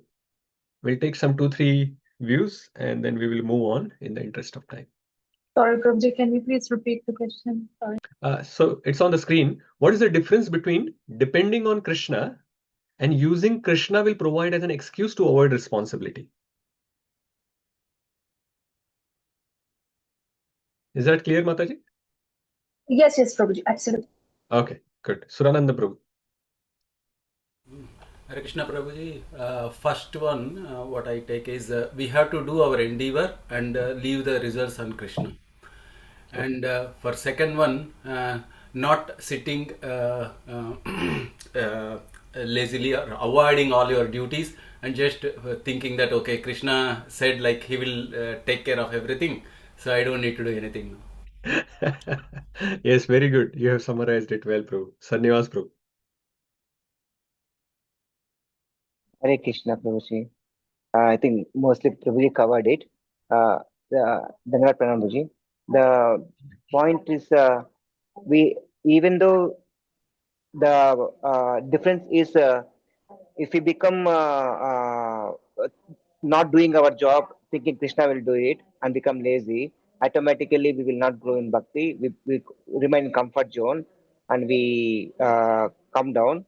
And once we performed our full action with full efforts, what we have been given by the mercy of Guru and Gauranga, and start performing that action, and the rest, the result and everything is left after my and depend on Krishna's mercy, then that is depending on Krishna. That's what I am. Yeah. Thank you. Thank you, Prabhu. Thank you for all the hands which are up, but we will probably move on. I still have to cover a few more verses, but I think the points which the both Prabhujis have mentioned covers what we wanted to I wanted to actually highlight from here in this question. So depending on Krishna does not mean do nothing. We still have to do our duty, our responsibilities we still have to do. Endeavors we still have to do. Many times I hear these people saying that whenever Krishna wants, I will come to the temple. Whenever Krishna wants, whenever he has the desire, I'll attend the programs. Prabhuji, looks like my time still hasn't come. When the Kana actually makes it happen, then it will happen. I said the Kana wants for a long time. He wants you to actually come. He doesn't want you to actually even go away. By our desire, we have gone away. Now your desire only, you can come back. So depending on Krishna does not mean do nothing. And that is actually visible from the first verse. Brahmaji, when he regained the lost consciousness, he did not sit idle, saying that, okay, now it is done. So liberation is not inactiveness. Liberation as well, it was mentioned there that he actually got liberated and then he actually did his duty. It's not an inaction. So depending on Krishna means I will sincerely perform my prescribed duty and service. But at the same time, I understand that the result and my ultimate security are in Krishna's hands. So endeavor is in our hand, but the result and the happiness, security, protection, everything that is there, that is in Krishna's hands. Krishna will provide. Using that as an excuse means I don't want to make the necessary effort to accept the responsibility. So I will call that avoidance as dependence on Krishna. So we don't want to do like that. Okay, let us move on. Many things can be said about this. Let's move to the next verse. Kechit swadeha. So this is verse number 8. Kechit swadehantar hridayavakashe pradesha matram purusham vasantam chaturbhujam kanjarathanga shankha gadadharam dharanaya smaranti. Now from this verse onwards, Śukadeva Gosvāmī is explaining the features of the Paramatma. How does Paramatma look? We are going to find out from these next few verses. Go ahead. Who's next? Others conceive of the personality of Godhead residing within the body in the region of the heart and measuring only 8 inches, with 4 hands carrying a lotus, a wheel of chariot, a conch shell, and a club, respectively.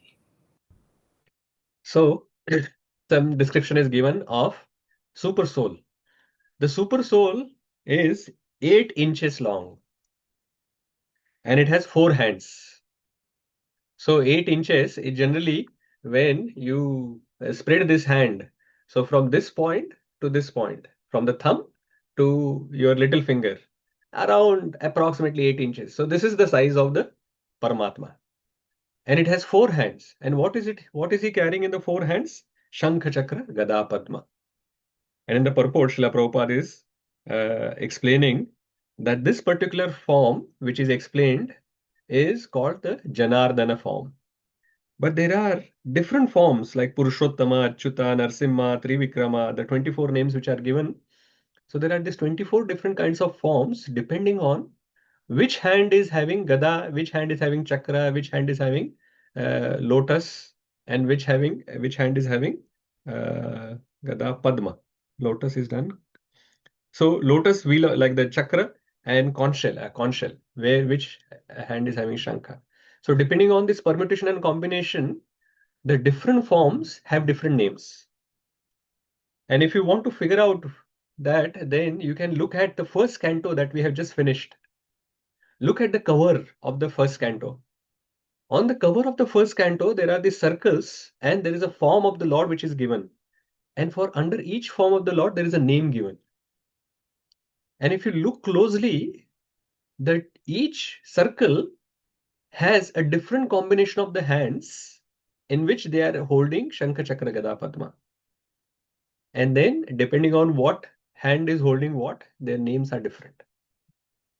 But anyway, there are innumerable forms of the Supreme Lord, but the 24 forms, depending on these combinations of Shankha Chakra Gada Padma are given. So Srila Prabhupada mentions all of them. Next verse. Prasanna Vaktram Nalinayate Kshanam Kadamba Kinjalka Pishanga Vasasam Lasan Maharatna Mayangadam Sfuran Maharatna Kirita Kundalam. His mouth expresses his happiness, his eyes spread like the petals of a lotus, and his garments, yellowish like the saffron of a kadamba flower, are bedecked with valuable jewels. His ornaments are all made of gold, set with jewels, and he wears a glowing headdress and earrings. So specific description is given. So Srila Prabhupada, there is no purport for this verse, but in general, Srila Prabhupada mentions that look at the form of the description of Paramatma. And we saw the description of the form of Virata Rupa. So it is very clear from these descriptions that the Lord is personal. He is not impersonal. Absolute truth is not impersonal. Of course, Brahman is also part of absolute truth. But Lord has his form. And that is where it is all mentioned that his mouth is expressing happiness. His eyes are lotus petal shaped, very beautiful. And his garments are saffron yellow color. And his ornaments are made of gold and jewels. So very wonderfully it is described. 10th verse. Unnindra Vrita Pankaja Karnikalaye Yogeshwara Sthapita Pada Pallavam Shri Lakshanam Kaustubha Ratna Kandharam Amlana Lakshmya Vanamala Yachitam. Hare Krishna, Prabhuji. Hare Krishna. His lotus feet are placed over the whorls of the lotus-like hearts of great mystics. On his chest is the Kaustubha jewel engraved with a beautiful calf. And there are other jewels on his shoulders. His complete torso is garlanded with fresh flowers. Hare Krishna. He is very merciful, this Paramatma form, and that is why he has placed his lotus feet on the heart of the lotus-like hearts of the great mystics. And on his chest, there is a Kaustuba jewel. And on that Kaustuba jewel, there is a carving of a beautiful calf. And then he is garlanded with fresh flowers. So we can see the description. None of this, and Srila Prabhupada is explaining in the purport, that none of these descriptions that is given is material. It's all spiritually non-different from his body.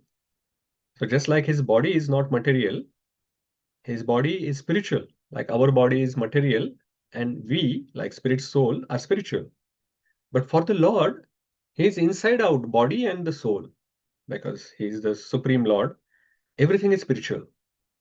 But not only his body is spiritual, but all the paraphernalia that is there, that is also spiritual. Everything is transcendental, nothing is material. That is what is mentioned. 11th verse. Let's read the translations directly. Hare Krishna, Prabhuji. He is well decorated with an ornament worth about his waist and ring, studded with valuable jewels on his fingers. His leglets, his bangles, his oiled hair, curled with a bluish tint, and his beautiful smiling face are all very pleasing.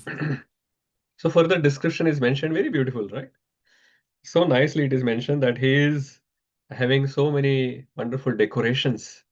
So this can inspire us when we are doing our deity decoration. So everything is mentioned. He is decorated with the vest wreath. So there is decoration around his vest. Then there are finger rings. Then there are leglets, there are bangles. And then his hairs are curled. And they are curling bluish hair. Little bit bluish hair he has. And his face is very beautifully smiling. Srila Prabhupada is actually in this very short purport, he's saying that that the Supreme Personality of Godhead is the most beautiful person amongst all others. And further he says, it is that this description is not an imagination of a devotee for the facility of worship, but is the Supreme Person in fact and figure. So mainly the impersonalist claim that there is no form. He is only impersonal. Of course, Supreme Lord has impersonal feature, which is the light, like the effulgence that is coming out of his body, that is Brahman. That is the impersonal part. But saying that the Lord doesn't have personal form is not correct. Clearly, we can see that the Lord has a form. It is like the last line. In one line, he covers everything. The impersonal feature of the Absolute Truth is but his radiation, as the sun rays are but radiations from the sun.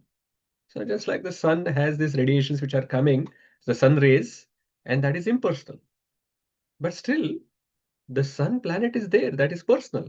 Similarly, even though there is an impersonal feature of Brahman that is there, but the source of Brahman, Brahmano hi pratiṣṭhāham, is the Supreme Lord Kṛṣṇa. 12th verse. Adīna līla hasite kṣanollasat bhrubhanga samsūchita bhuryanugraham iksheta chintamayamena mīshwaram yavan manodharana yavatishthate. Hare Krishna, Maharaj, Dandavat Pranams. Hare Krishna, Dandavat. The Lord's magnanimous pastimes and the glowing glancing of his smiling face are all indications of his extensive benedictions. One must therefore concentrate on this transcendental form of the Lord, as long as the mind can be fixed on him by meditation.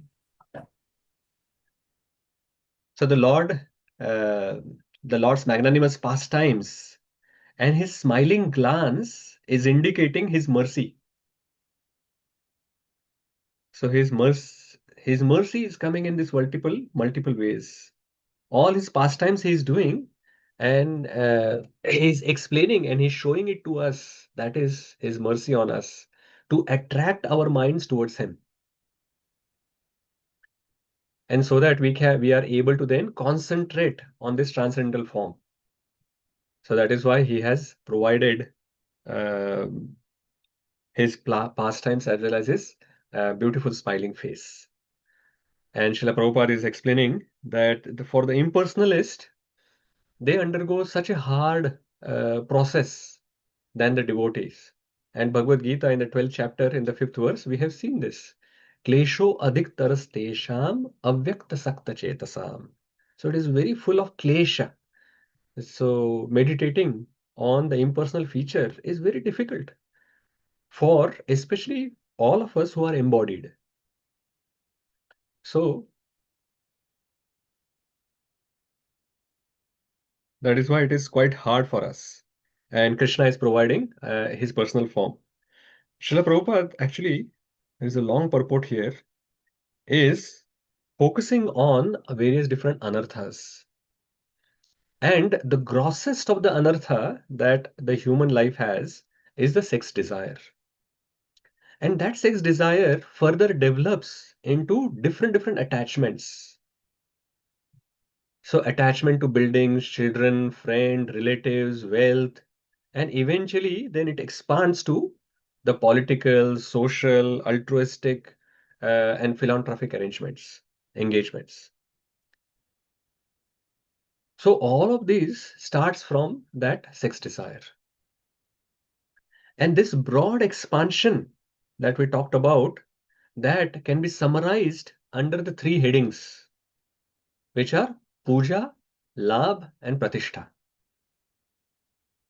So puja means adoration, lābha means profit, and pratiṣṭhā means distinction. So we are always hankering for these three things: profit, adoration, and distinction. So when our bhakti grows over a period of time, all of these hankerings for puja, lābha, pratiṣṭhā, they should decrease. Just like, and he gives an example, just like when we are eating, when we are hungry, and with each bite that we are eating, our hunger decreases. Similarly, with our progress in devotional service, these hankerings for puja, lābha, pratiṣṭhā should reduce.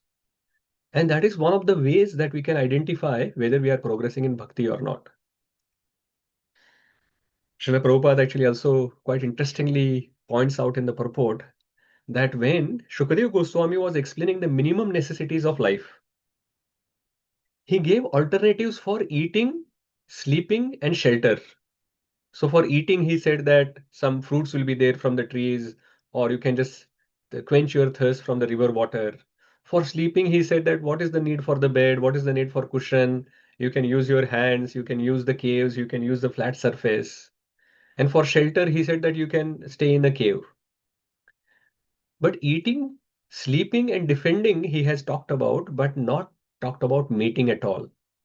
He did not give any alternative for mating.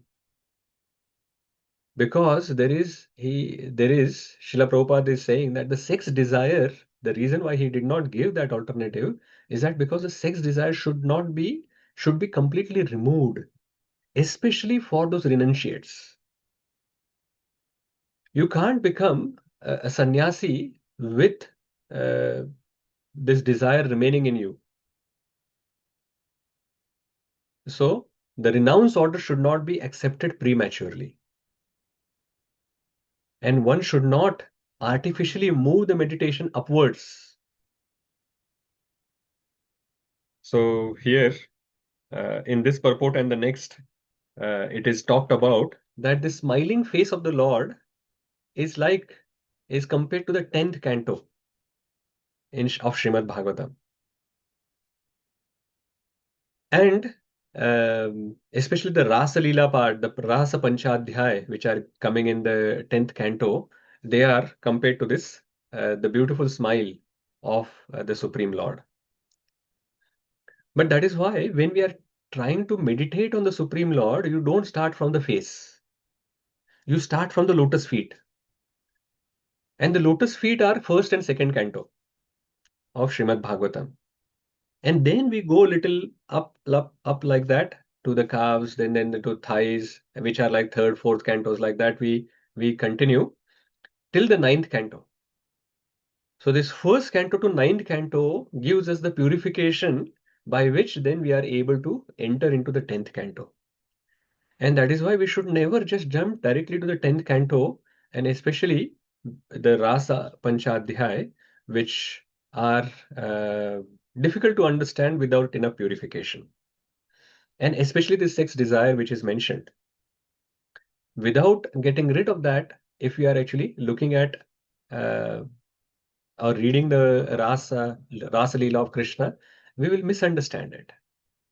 And instead of having a purificatory effect by reading it, our sex desire may increase, which is not what is the purpose. That is why first we have to actually go sequentially from first canto to ninth canto, purify ourselves, then and understand the supremacy of the Supreme Lord Krishna, and then we will be able to understand his Madhurya pastimes. So this puja la pratishtha, we should understand what is that. So profit, adoration, and distinction. Profit means lābha, adoration means puja, and distinction is specifically we want pratiṣṭhā. So profit means what material advantage I will gain. So always when we are doing some activities, we are looking for what am I going to achieve, and materially what am I going to get. Adoration, will others appreciate me if I do this service? And distinction is, will I stand out as an important person in the community? And these things may not be there in the beginning. We may start innocently, thinking that I am doing this for Krishna. But over a period of time, there may be some subtle change that may happen. We may start thinking from I am doing this for Krishna to I am doing this service, therefore people should recognize me. And eventually it will turn into, without me, this service won't work. And then the danger starts. So we started innocently. I am doing this service for Krishna. But there is some subtle change which happened over a period of time. And we started thinking that people should recognize that I am doing this service for a long time. Why people are not still recognizing me? Why they are not appreciating me? And all others are not doing it. I am distinct. I am separate. I am better than them. Why people are not recognizing it? And then over a period of time, we'll start thinking, without me, this is not going to happen. We should understand that Krishna's service always goes on. It doesn't wait for anyone. So you are nothing special. Krishna is just engaging us, making us an instrument in his service. Just like thinking that Lord Ram is not able to actually build, like requires this bridge to go from India to Lanka, is foolishness. Just with one arrow, he can divide the ocean, and he can just go there in an instant. And he can kill Ravana as well in an instant, without even reaching there. Everything is possible for Lord Ram.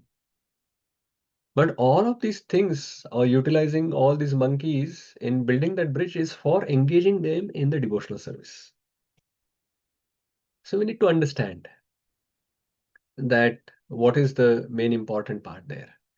So this puja la pratishtha is important. So we'll spend 5-10 minutes on it. So there are these reflection scenarios I'm going to give you. Very briefly, you have a look at it and think, what is going to be your first emotional reaction? Okay, for everyone. First one, you do a lot of work for a project, but someone else receives all the appreciation. What is your first emotional reaction?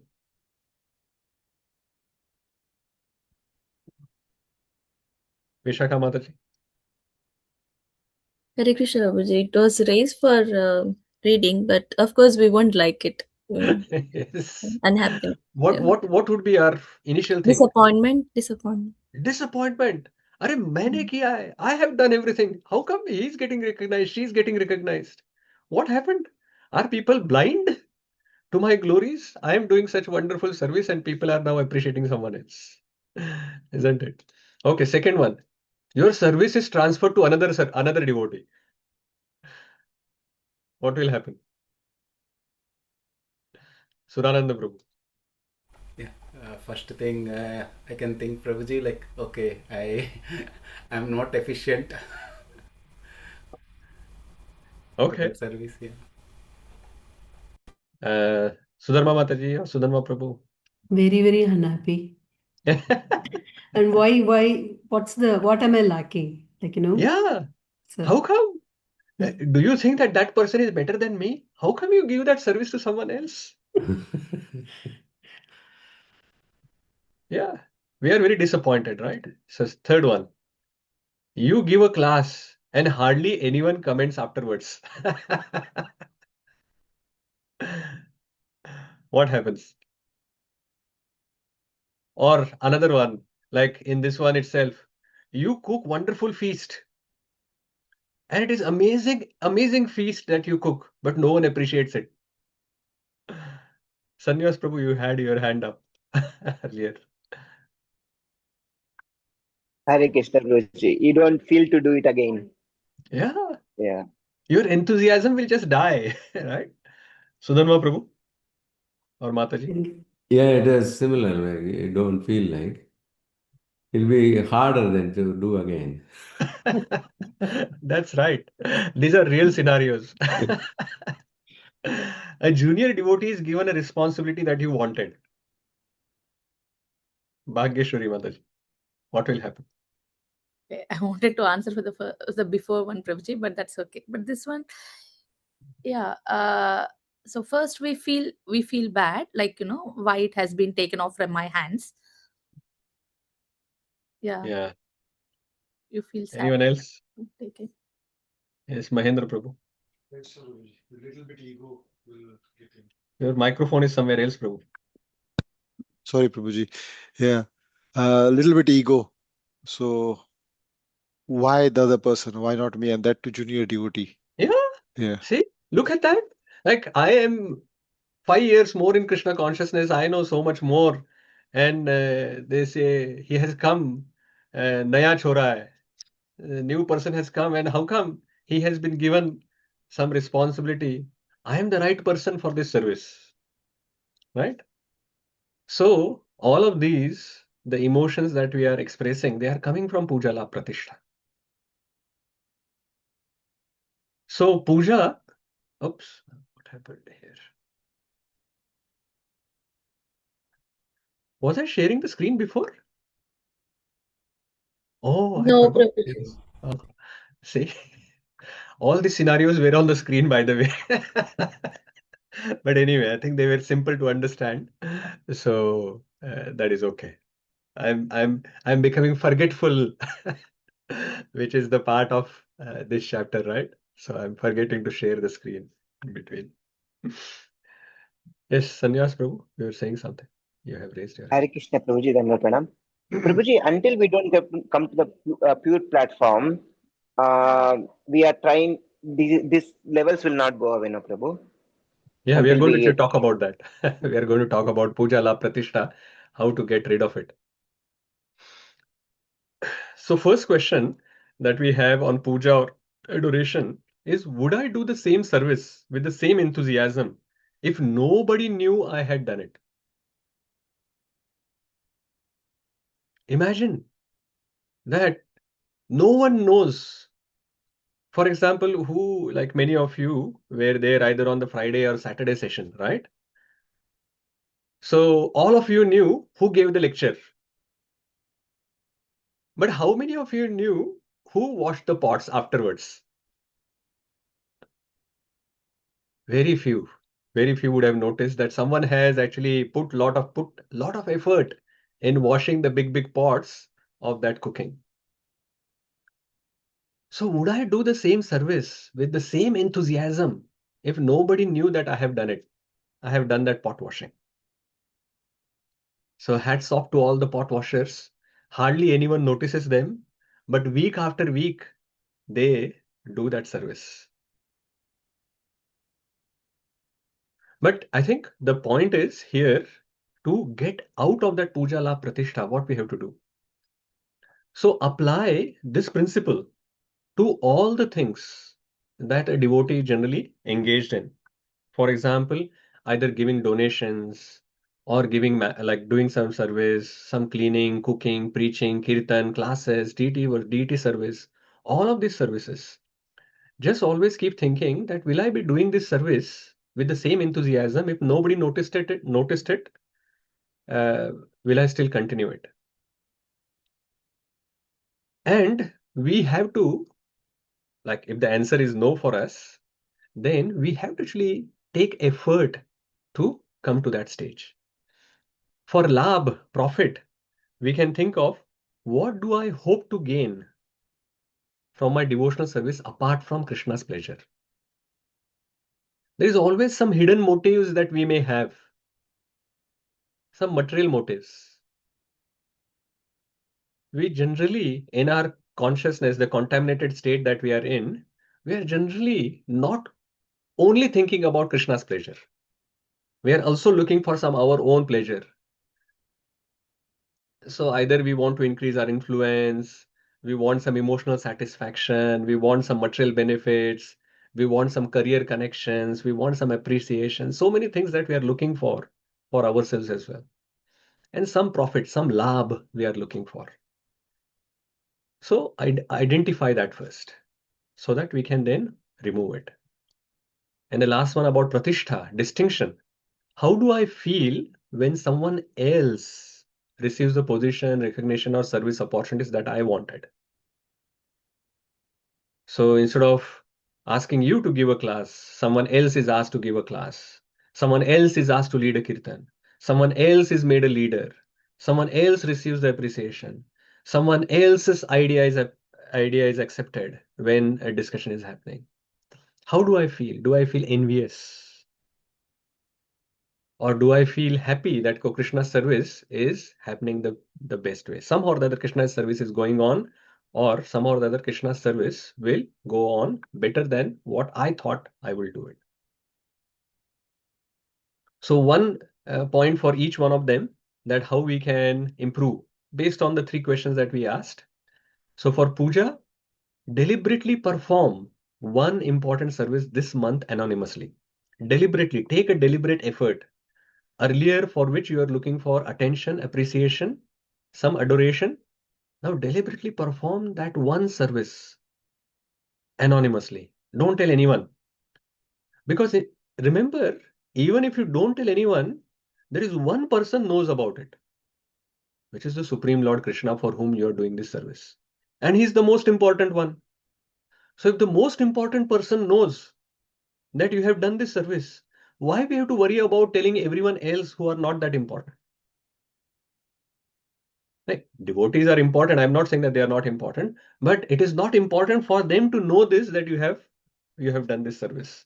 The most important person for whom you are doing it, he knows. So deliberately perform one service anonymously. Lābha. Make one service where the primary goal is Krishna's pleasure, not personal benefit. At least identify one service where you are not looking for any lābha from it. No profit. You are not looking for any personal benefit. You are completely focusing it on Krishna's pleasure. And for pratiṣṭhā or distinction, when another devotee receives recognition, consciously offer gratitude to Kṛṣṇa for giving that person the ability to serve.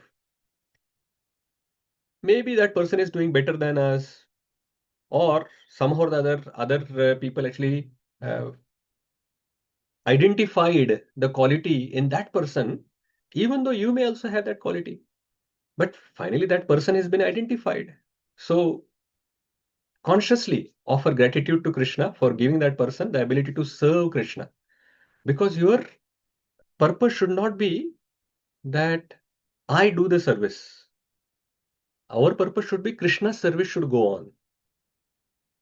And we should also somehow or the other help in that service in some particular way. But his service is the most important factor. That is the focus. That should go on. Remove ourselves from the center, put Kṛṣṇa in the center. That is the idea. Okay. We will cover these 2 verses and then we will complete it. Okay. Let us read the translations. Who's next? 13 and 14 together. Read the translations. The process of meditation should begin from the lotus feet of the Lord and progress on his smiling face. The meditation should be concentrated upon the lotus feet, then the calves, then the thighs, and in this way higher and higher. The more the mind becomes fixed upon the different parts of the limbs, one after another, the more the intelligence becomes purified. Text 14. Unless the gross materialist develops a sense of loving service unto the Supreme Lord, the seer of both the transcendental and the material worlds, he should remember or meditate upon the universal form of the Lord at the end of his prescribed duties. Yeah, so in these two verses, the dharanashraya of two kinds of yogis is mentioned. So the 13th one explains the dharanashraya for the advanced yogi. So the dhyana, which is happening on the limb by limb of the personal, like the Paramatma feature of the Lord, is for that advanced yogi. But if someone hasn't developed that devotional inclination towards the Lord, then he can meditate on the Virat Rupa. That is the 14th verse. So that is what is mentioned here. And more one concentrates. It's a very beautiful paragraph. Let's read that in the 13th purport, the second last paragraph. The more one concentrates. Sadashiv bro. Yes, Maharaj. The more one concentrates on the transcendental form of the Lord, either on the lotus feet, the calves, the thighs, or the chest, the more one becomes purified. In this verse, it is clearly stated, the more the intelligence becomes purified, which means the more one becomes detached from sense gratification. Our intelligence in the present conditioned state of life is impure due to being engaged in sense gratification. The result of meditation on the transcendental form of the Lord will be manifested by one's detachment from sense gratification. Therefore, the ultimate purpose of meditation is purification of one's intelligence. Right. So, what is the meaning of intelligence becoming purified is explained here. Intelligence becoming purified means more one becomes detached from sense gratification. So that is how we understand whether our intelligence is purified or not.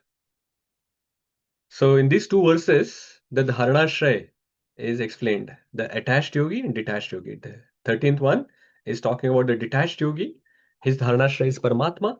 And the 14th one is talking about if you are attached, if you are not very advanced, then you can do focus on Virata Rupa.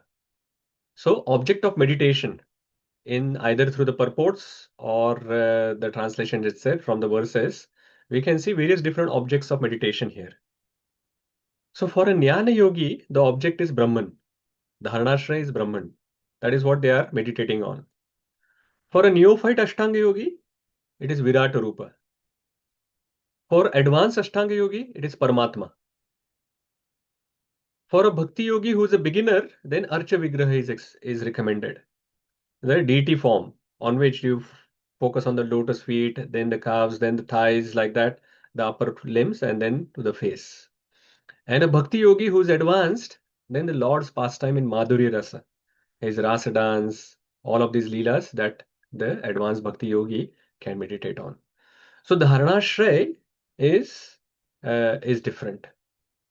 So purification of the yogi determines the capacity for higher meditation. All of these are higher meditation from like focusing on Brahman. Better than that is actually focusing on Virata Rupa, because Virata Rupa is still a personal feature. Better than that is Paramatma. But focusing on the Supreme Lord in the Bhagwan feature in Archa Vigraha is even better. And that Bhagwan performing various different leelas, and especially the highest, which is the Madhurya Leela, that is the highest. But we cannot jump directly without being purified. Otherwise, that will create, instead of progressing, we will regress.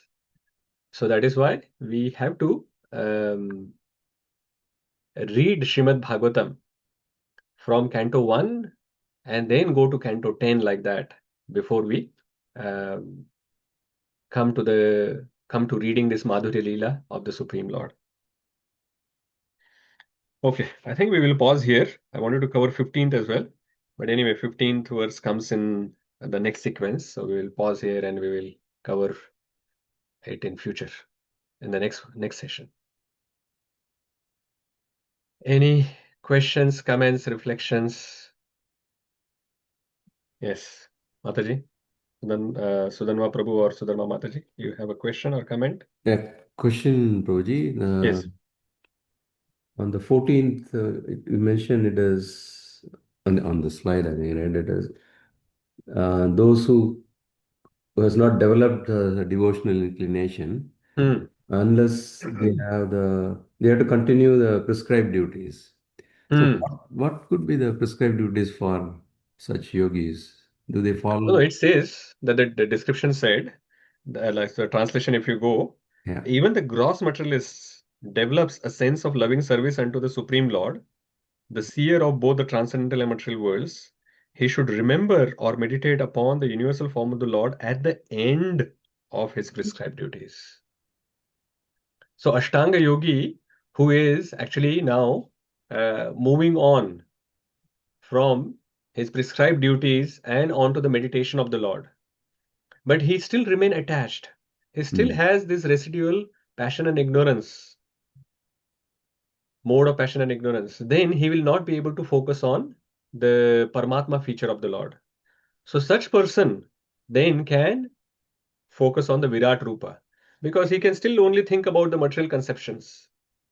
So all those material things can be mapped on the body of the Lord, and then they can start thinking about or meditating on the Virat Rupa. That is what is mentioned. Thank you. Prabhuji, I thought like Ashtanga yogis are the one like who will be coming like sitting in a secular place and they will be meditating, right? So Yeah. they don't have as such, they have left everything and they don't have any prescribed duties, right? They're not carrying out anything. So how can they still, it says like at the end of the prescribed duties, Prabhuji? Yeah, at the end of the prescribed duties means it is not during the day their prescribed duties now are finished and they are doing. They have retired from their prescribed duties. Okay, okay. They have finished their prescribed duties now. All right. Because everyone in the Vedic culture, they are actually doing some prescribed duties. Mhm. And now that they have decided that, okay, I'm going to take the path of the Ashtanga Yoga. So they finish their prescribed duties. They have completed it. So they are leaving the home.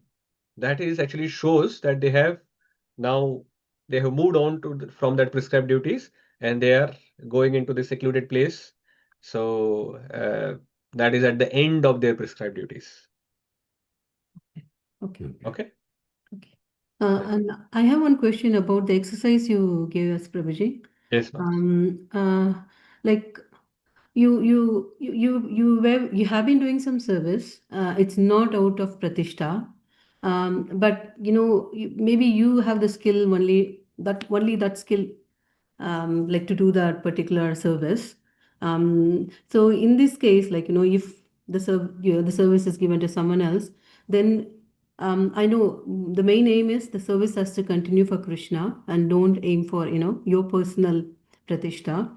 But in this case, like then you have to develop the skill for doing some other service. Is that the right understanding, Prabhuji? Yeah, the two things that we need to do there. First of all, we should not have exclusive skills that only we have. And in the beginning, that may not be possible. Like in the beginning, maybe you are the only one who has some particular skill.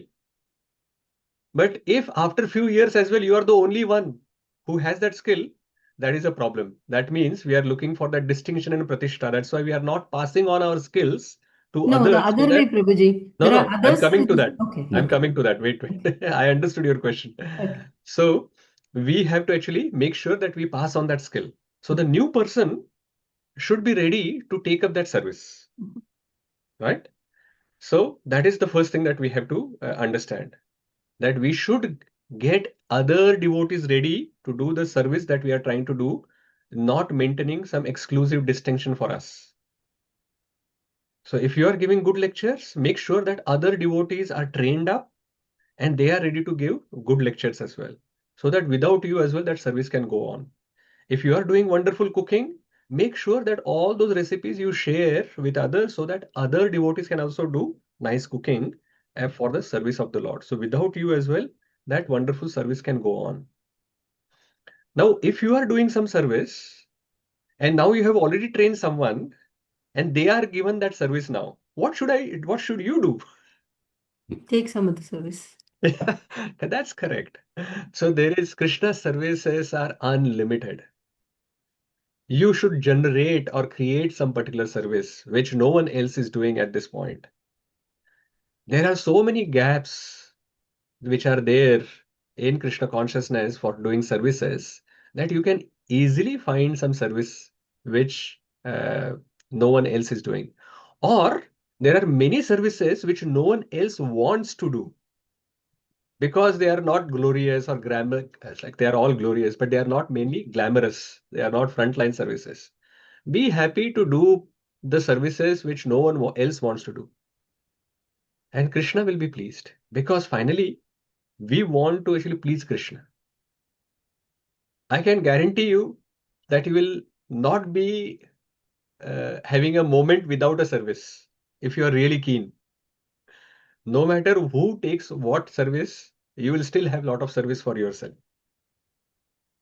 Okay. Thank you, Guruji. Hare Fine. Krishna. Hare Krishna. Vishakha Mataji. Hare Krishna Prabhuji, Dandavat Pranam. My question is also on in like similarly puja, lābha, pratiṣṭhā. So it is the subtle form of sense gratification. Yes, Prabhuji. That's correct. Yes, that's right. Yes, and when, as you said, that when devotees are innocent, they like when they start, they don't have all that. They simply do the service to please Krishna. Then how Lord will protect the devotee? They do not get entangled in this puja, lābha, pratiṣṭhā. If we are sincere, then the Lord will protect us.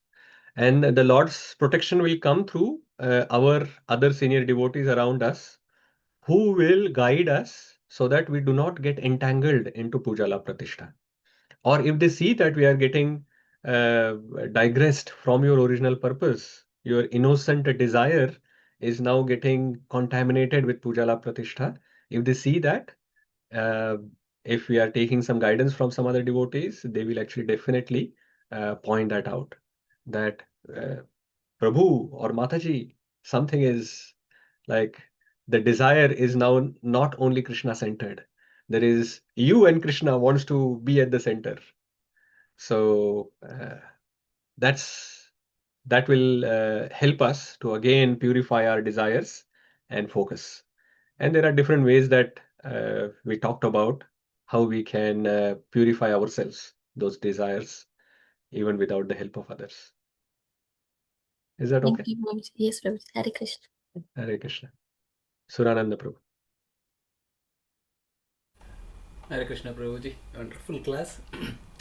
I have one quick question, Prabhuji, about the Paramatma feature that is explained here. So, how do we visualize that, Prabhuji? I mean, like the description is mentioned, like 8 inches and other things. So, is it applicable for everyone, or it is because the jivas are in different sizes, different forms? Oh, what is the size? Is the size of Paramatma the same inside the ant? No, you have to actually look at ant's little finger and the thumb and measure it like that, and then you will know the size of the Paramatma within the ant. Okay. See, understand that this is like Paramatma is everywhere. And he is there even in the atom. So in atom, he is there. At that time, he can't be 8 inches long. So he is everywhere in his Paramatma form. It is just like the sun and the sun rays, which are there. So the sun rays are everywhere. So that is how the Paramatma feature is also everywhere in the world. But for a advanced Ashtanga yogi, for them the description is given. Okay. So when Ashtanga yogi is meditating on that Paramatma feature in the heart, that is the feature that how they will see. Okay. Yeah. That is what is described here, bro. Thank you. Okay. Prabhu, shall I say a summary point? Yes, go ahead, bro. So, anytime we are making plans, we should always consider whether this plan is going to serve my ultimate goal or not. Excellent, bro. So for every plan, if you actually make like pause and ask this question, And the ultimate goal should be self-realization to develop Krishna Prem. As long as that is the ultimate goal, and we pause and ask this question before the plan, then that will definitely help each one of us progressing towards Krishna. Thank you, Prabhu. Gaur Chandra Prabhu. Hare Krishna, Prabhuji. Thank you so much for the nice class. Now, Prabhuji, I'm just gonna go back to that that question that you did ask. What's the difference between depending on Krishna and using Krishna will provide the thing. So, It is an Prabhuji, excuse. my question is that where is an example where Shri Chaitanya Mahaprabhu he asks Shrivas Thakur, and he says that, oh, you have a big family, why don't you go and earn? And then Shrivas Thakur he claps 3 times and he says that on day 1, if I have no food, I will survive. On day 2, if I have no food, I will survive. On day 3, if I still have no food, I'll jump in the Ganges with my family. So how can this be related, and how can we understand this? Is he running away from his responsibility, or what is he doing? So in our context, how can we understand this, Prabhuji? Hare Krishna. Yeah. That's a very good question, Prabhuji. See, Shrivas Pandit is not actually, he's not talking about not doing anything. Look at his activities. The whole day he is engaged in Krishna consciousness. And because of his pure nature, like he is actually gone to the point of that full surrender where he is having Gopatrutve Varnam Tatha. He has full faith that Krishna will maintain me. Chaitanya Mahaprabhu, who is personally present there, he knows that he is going to maintain me. So he's not doing anything. He's not doing anything. He is actually 100% of the time he's focused on Krishna consciousness. He's doing that spiritual activities. And he has the full faith that Krishna is going to provide and maintain me. So that is the activity that he's doing. He's not doing inaction. Do you understand that? Gaur Chandra Prabhu? I think your picture is stopped because your voice was also breaking. Probably your Yes, interface. Prabhuji. Yes, Prabhuji. Yeah. So inaction, like what we were talking about there, is that people will become lazy thinking that I'm completely dependent on Krishna and not doing anything. They are not doing Krishna conscious activities or not even taking the responsibilities. See, in Bhagavad Gita as well, when we were looking at the 2nd chapter, we talked about there are 2 kinds of swadharmas. While we are covered with the 3 modes, then our swadharma is varnashram dharma.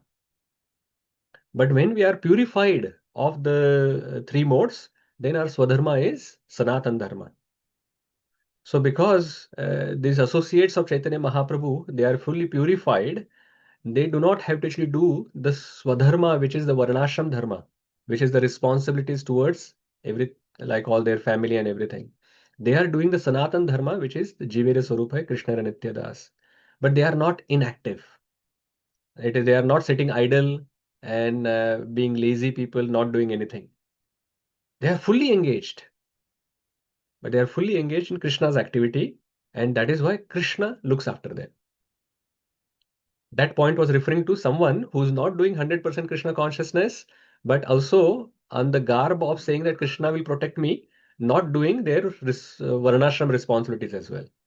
So that was the direction of that question. I hope that is clear. Yes, Prabhuji. Thank you so much for making that last point, because sometimes I know and I personally see that when sometimes serious and sincere devotees also wish to do something like that, not that they're running away from the responsibility, but they wish to do that, then they are being seen as being lazy when they are basically like 10% engaged in Krishna's service. So but yeah, thank you so much for clarifying that's only for those who neither want to do any material duties nor and in the name of bhajan they want to just do like avoid the like responsibility. eating, sleeping, mating, and defending. So yeah, thank you. That's right. Thank you so much. Correct. Thank you. Lochan Harini Mataji. Hare Krishna, Prabhuji, Dandavat Pranam. Wonderful session. I have just one. Actually, I was thinking to fast from asking question, but looks like my conditioning will not allow me. Very helpless there. Sorry about that. Prabhuji, my Go ahead. question is, as a devotee, and I know in this session you have mentioned quite a few times about self-realization, especially in the beginning when Śukadeva Gosvāmī were mentioning how we should, reduce our material needs and stuff like that. So as a devotee, my understanding is once we start to, render loving devotional service onto Krishna's lotus feet and Guru, self-realization does come automatically. So my question is, how much importance do we think we should give on self-realization? Like, do we have to meditate on it separately, or how does it work? See, let us not get confused about the process. The process and the goal. They are two different things. So Yeah. here specifically, Śukadeva Goswami is talking about the process of Ashtanga Yoga. That is Yes. not our process. That is not a recommended No. process as well from Śukadeva Goswami. The Yes. process recommended, his recommendation is going to come towards the end of the second chapter. Probably we'll cover that in the next session. There we will see. But the goal is almost same, like they are in the same direction of all the yoga system. It's somehow or the other absolute truth. Yeah. And Bhakti Yoga is specifically talking about the absolute truth in the personal form and developing loving devotional service for that the Supreme Lord, Lord Shri Krishna. So that is the goal. Yes. So we should actually, when all of these things are going through and we are talking about Ashtanga Yoga or some other place, we may talk a little bit about Jnana Yoga or Karma Yoga. We can understand some principles there. We're not focused on the exact process which is given. We are not doing the yama, niyama, asana, pranayam, pratyahar, dharana, dhyan, samadhi as the Ashtanga yogis are doing. Yeah. And that is why the purports which Srila Prabhupada is giving is actually helping us that how some of these yama, niyama, asana that can help us into our bhakti yoga process. Like bhakti yoga also has do's and don'ts, so that we should focus on. What about asana, pranayam? So asana as well, we can think about that. Okay, when we are chanting, if we maintain proper posture, we can actually help doing our chanting properly. Yeah. So all of those things, and also dharana, dhyan, and samadhi. Srila Prabhupada talks about how we can focus on the deity of the Supreme Lord. That is in the dharana part, like the beginning of meditation. But over a period of time, we can, like when we go towards 10 canto, he says, which means when we are further purified, we can even meditate on the pastimes of the Supreme Lord, which are in the higher rasas. So that can be done. So for Bhakti Yogi, the process is different. But we can actually just still get some principles out of this Ashtanga Yoga, which is getting discussed here. Okay. That is, right. yeah. And all this, for example, when it was mentioned that we have to reduce the necessities which are required, Yeah. that still we can implement at least something. That is why I was actually mentioning what is the application for us in that situation. We don't have to take those extreme situations of the Ashtanga yogi who's leaving home and going to the forest and giving up everything and he's completely renounced. But how can we as Bhakti yogis reduce our necessities? How can we simplify our life? We can still focus on that because there is a lot of chance that we still have opportunity that we have where we can simplify our life without going to that extreme situation of going into the forest and giving everything. There are many things Yeah. that we can still simplify on. And Certainly. and for us, we have seen in the last session as well, the Bhakti yogis, their renunciation is Yukta Vairagya renunciation, Yes. Yeah. where we are trying to utilize, of course, we have to simplify our life. And even that simplified life, whatever we have to utilize that in Krishna's service. And that is how our Vairagya can manifest in Bhakti Yoga. Yeah, absolutely. That's a wonderful explanation. Thank you, Prabhuji. Thank you so much. Hare Krishna. Thank you, Mataji. Hare Krishna. Sannivas, Prabhu. Hare Krishna, Prabhuji. Dhanwad Pranam. Prabhuji, it's a very nice session about one important thing which I really hit is the whole material creation is a jugglery of names only. So that's a very nice point to understand. And Prabhuji, in Puja La Pratishṭhā, if you don't, you will see some nowadays, you have to present yourself what you do, and people also are recognized on what they do. Because if the management doesn't recognize, and then if you want to move in the services as well, people generally say, oh, this person did this, and also there's so many people who are doing without. Means, the point what I want to ask is, some people they present this paper, this person do this one, and that one person notice this and says it. That comes under puja la pratishtha, Prabhu. So, if I understand what your question is, that even when we are doing services, when we are getting introduced, then all of our services are listed. That Sannyas Prabhu, like say suppose Sannyas Prabhu goes to give lecture somewhere. At the beginning of that, they will introduce Sannyas Prabhu is one of the greatest devotees of all times in Wellington. And he has done this and he is so much and he has done that service, whatever. Is that what you're referring to? Is that coming under Yes, Puja La Prabhuji. Pratishtha? Because some people ask, oh, what can I know about you? What do you do? What is then? Then how do you think that one? It is.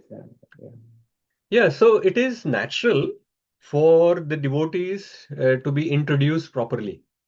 So the introduction for the devotee when it is given is not for the benefit of the devotee who is speaking, but it is for building some faith in the other people who are going to listen.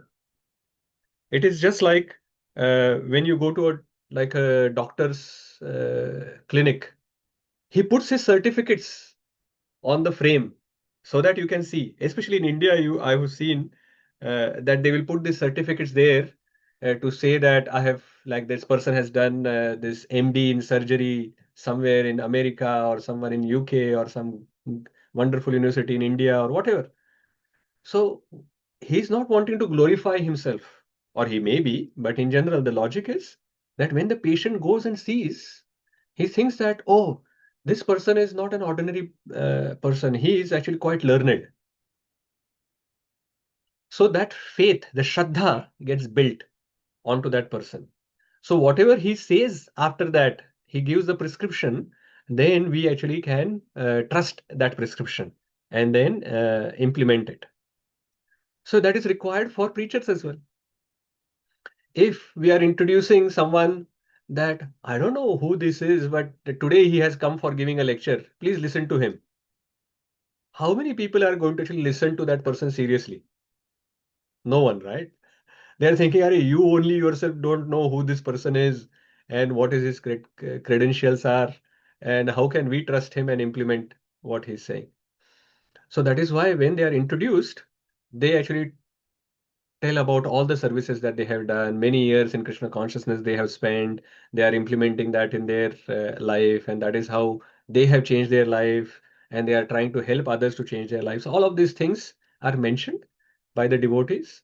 So that is for creating the faith for the hearers.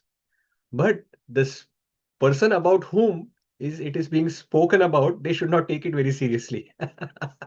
Otherwise, their pride will increase. So they should, as soon as the chance comes, they should pass on the credit to their spiritual master and all the other Shiksha gurus that we may have, to them, saying that I have learned from all these great, wonderful devotees, and whatever I have learned, I am passing it on to all of you. Something like that. And that way, we remain on the ground. Is that what you are trying to ask, Prabhu, or that was something else? Yes, that's a clear, it given some clarity, Prabhuji. But generally nowadays, everything is you have to have that credibility to say. There are so many devotees who are not on YouTube. There are so many devotees who are not well known, but they're doing so many nice services. Sometimes we don't even recognize them. Management doesn't recognize anything. Then they can't even come out to preach as well, because it's been noticed. So in that situation, what happens? Because for that they have to maintain that front line. They have to be in the thing so that people will. Means there's a clash there. So that's Yeah, Prabhu, I I think I understood. So, for yeah. example, if you have a YouTube channel, so should we take a lot of effort to publicize that YouTube channel? So, and if you're doing that, then is that like that will help in your preaching, but will that also part of the puja la pratishtha? So it is all depending on the consciousness that we have, Prabhuji. That what kind of consciousness that we have for doing the social media marketing for our website or for our YouTube channel or anything like that. What is the main reason? Other people may not know about it, but you in your own heart will know. Are you doing it for really for distributing this message of Krishna consciousness to others, or you are thinking that I'm sure I'm better than this other person who is famous on YouTube, and how come he is actually getting more likes than my YouTube videos? That let me actually also do some marketing, and then I will be better than or more popular than him. Now that comes under puja la pratishtha.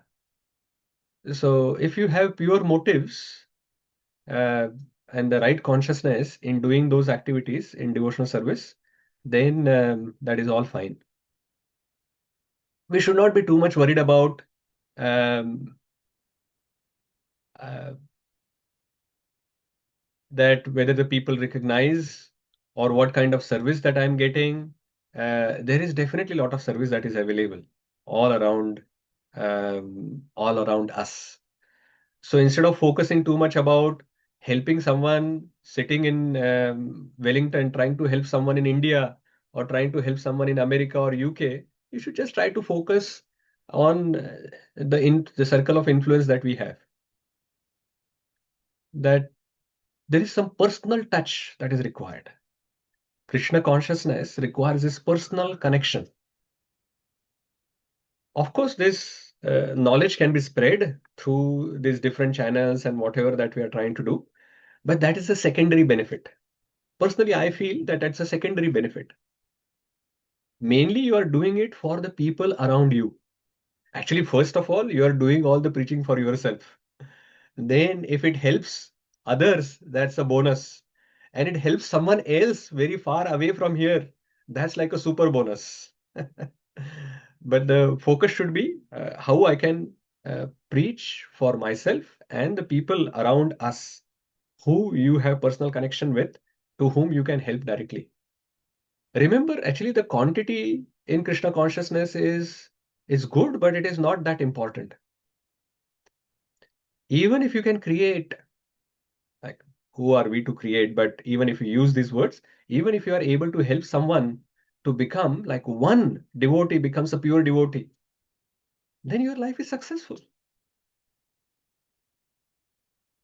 It doesn't have to be like you have created some 10,000 devotees, but they are all at the neophyte stage. They are not progressing well.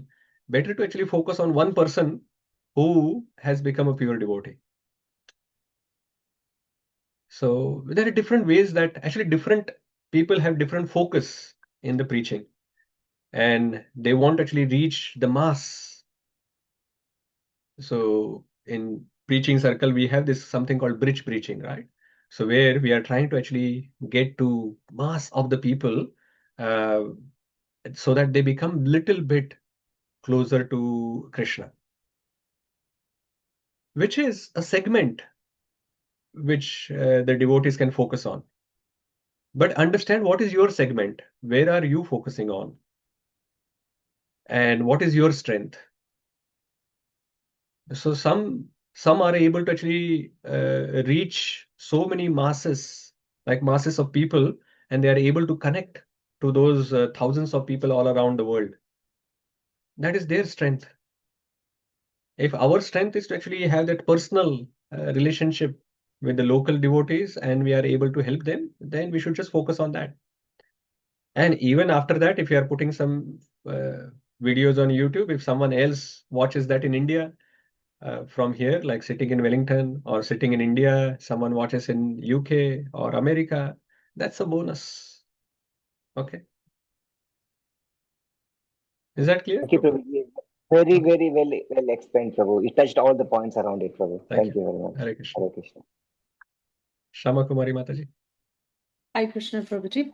So there is one reflection. I was thinking about this question that you asked, that the difference between depending on Krishna and using Krishna will provide as an excuse to avoid responsibility.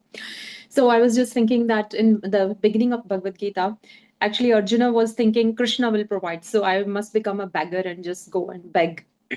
And I would not do this war.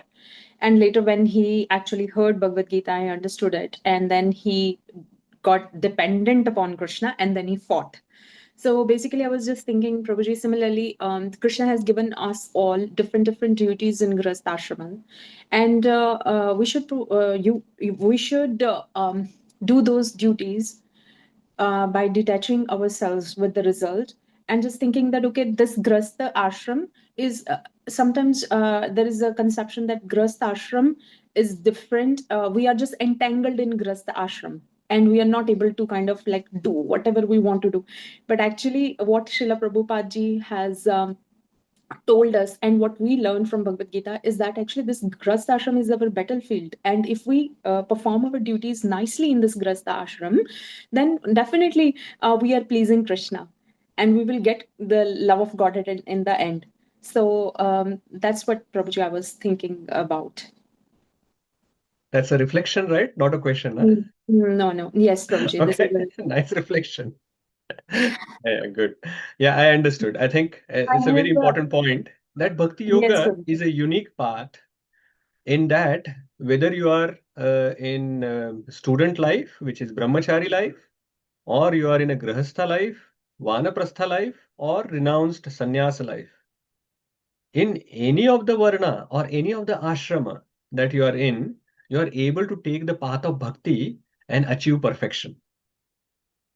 You do not have to actually give up everything and go to a secluded place, give up all your material duties, varnashram duties, and then follow the process of bhakti. If you are a sannyasi, you can do that. But if you are a grihastha, you can still do that. Will being in grihastha ashram, it will be bad for you as compared to the grihastha life for doing bhakti? No. You can still achieve the same end result as a sannyasi can achieve by remaining in the grihastha ashram. Definitely, that is there. So that is why our bhakti yoga is the best, easiest, accessible to all, and gives the greatest result. That is the glory of bhakti, right? So yeah, thank you for Yes. sharing. Yes, Prabhuji, and I also really like that point when you were explaining the answer to Sanimas Prabhuji, that we should all preach in our capacity. Some are capable of preaching to the masses, and some are meant to preach to only, within your own congregation, support the devotees and preach them within your own congregation, small people, small group of people. And we should not be kind of like feeling more, so I'm not able to preach to the masses, or I'm not going to university for university preaching, or this preaching or that preaching. So that was a really, really nice point. I think that would that if that sort of understanding comes in everyone's mind, then I think a lot of problems will be solved in terms of preaching when it comes to preaching. Yes. Absolutely, Mataji. Thank you. Thank you And so we much. have such a wonderful examples in front of us, right? So look at our Gauranga Darshan Prabhu. So he is able to preach like wherever he is with his lectures, he's able to preach all around the world. And he's not even in a bridge preaching mode, right? He's like a proper in-depth education, proper Srimad Bhagavatam he is actually teaching. And wherever he's speaking from, he can reach so many devotees and so many devotees' hearts, and they can take Krishna consciousness seriously and make progress, like Amarendra Prabhu, uh, Radhesham Prabhu, and of course, all the sannyasis who are traveling around the world and preaching. Such an amazing examples that we have. But their capacity is quite a lot. Their capacity is so much that they can influence so many people all around the world from one place. And based on our capacity, we can just try to be do whatever we can. So the challenge is that Hanuman is doing his service and the squirrel is also doing his service. But the squirrel should not be thinking, I want to do the service as much as the Hanuman can do. Hanuman is Hanuman. Whatever is your capacity, that is his capacity. Whatever your capacity, you do max as per our capacity. So Kṛṣṇa will actually look at how much, like as per your capacity, have you done your service or not? Lord Ram was equally happy with the squirrel as he was with the Lord Hanuman. So let's have solace in that I don't actually do that much because their capacity is huge. As long as your capacity is this much and you are doing this much, Lord is going to be pleased equally. Wow, amazing. Thank you so much, Prabhuji. Thank you. It's really Hare Krishna. wonderful. Thank you. Okay, I think this session is going, it looks like an eternal, endless session today. Okay, let's take the last point from Sannyas Prabhu and finish. Hare Krishna, Prabhuji. Prabhuji, you also mentioned a very, very, very important point. It's all, first we have to purify ourselves. Everything is secondary, like how much you can preach to others and out. So first is purifying ourselves, and that was a very nice point, which I like, Prabhu. Thank you, Prabhu. Yes, thank you, Prabhuji. Hare Krishna. Okay, let us pause here today, and hopefully next week we can complete the second chapter. Hare Hare Krishna. Krishna, Prabhu. Srimad Bhagavatam ki jai, Srila Prabhupada ki jai. Hare Krishna. Hare Krishna. Samaveta Bhakta Vrinda Thank ki you, jai. Prabhuji. Hare Krishna. Hare Krishna.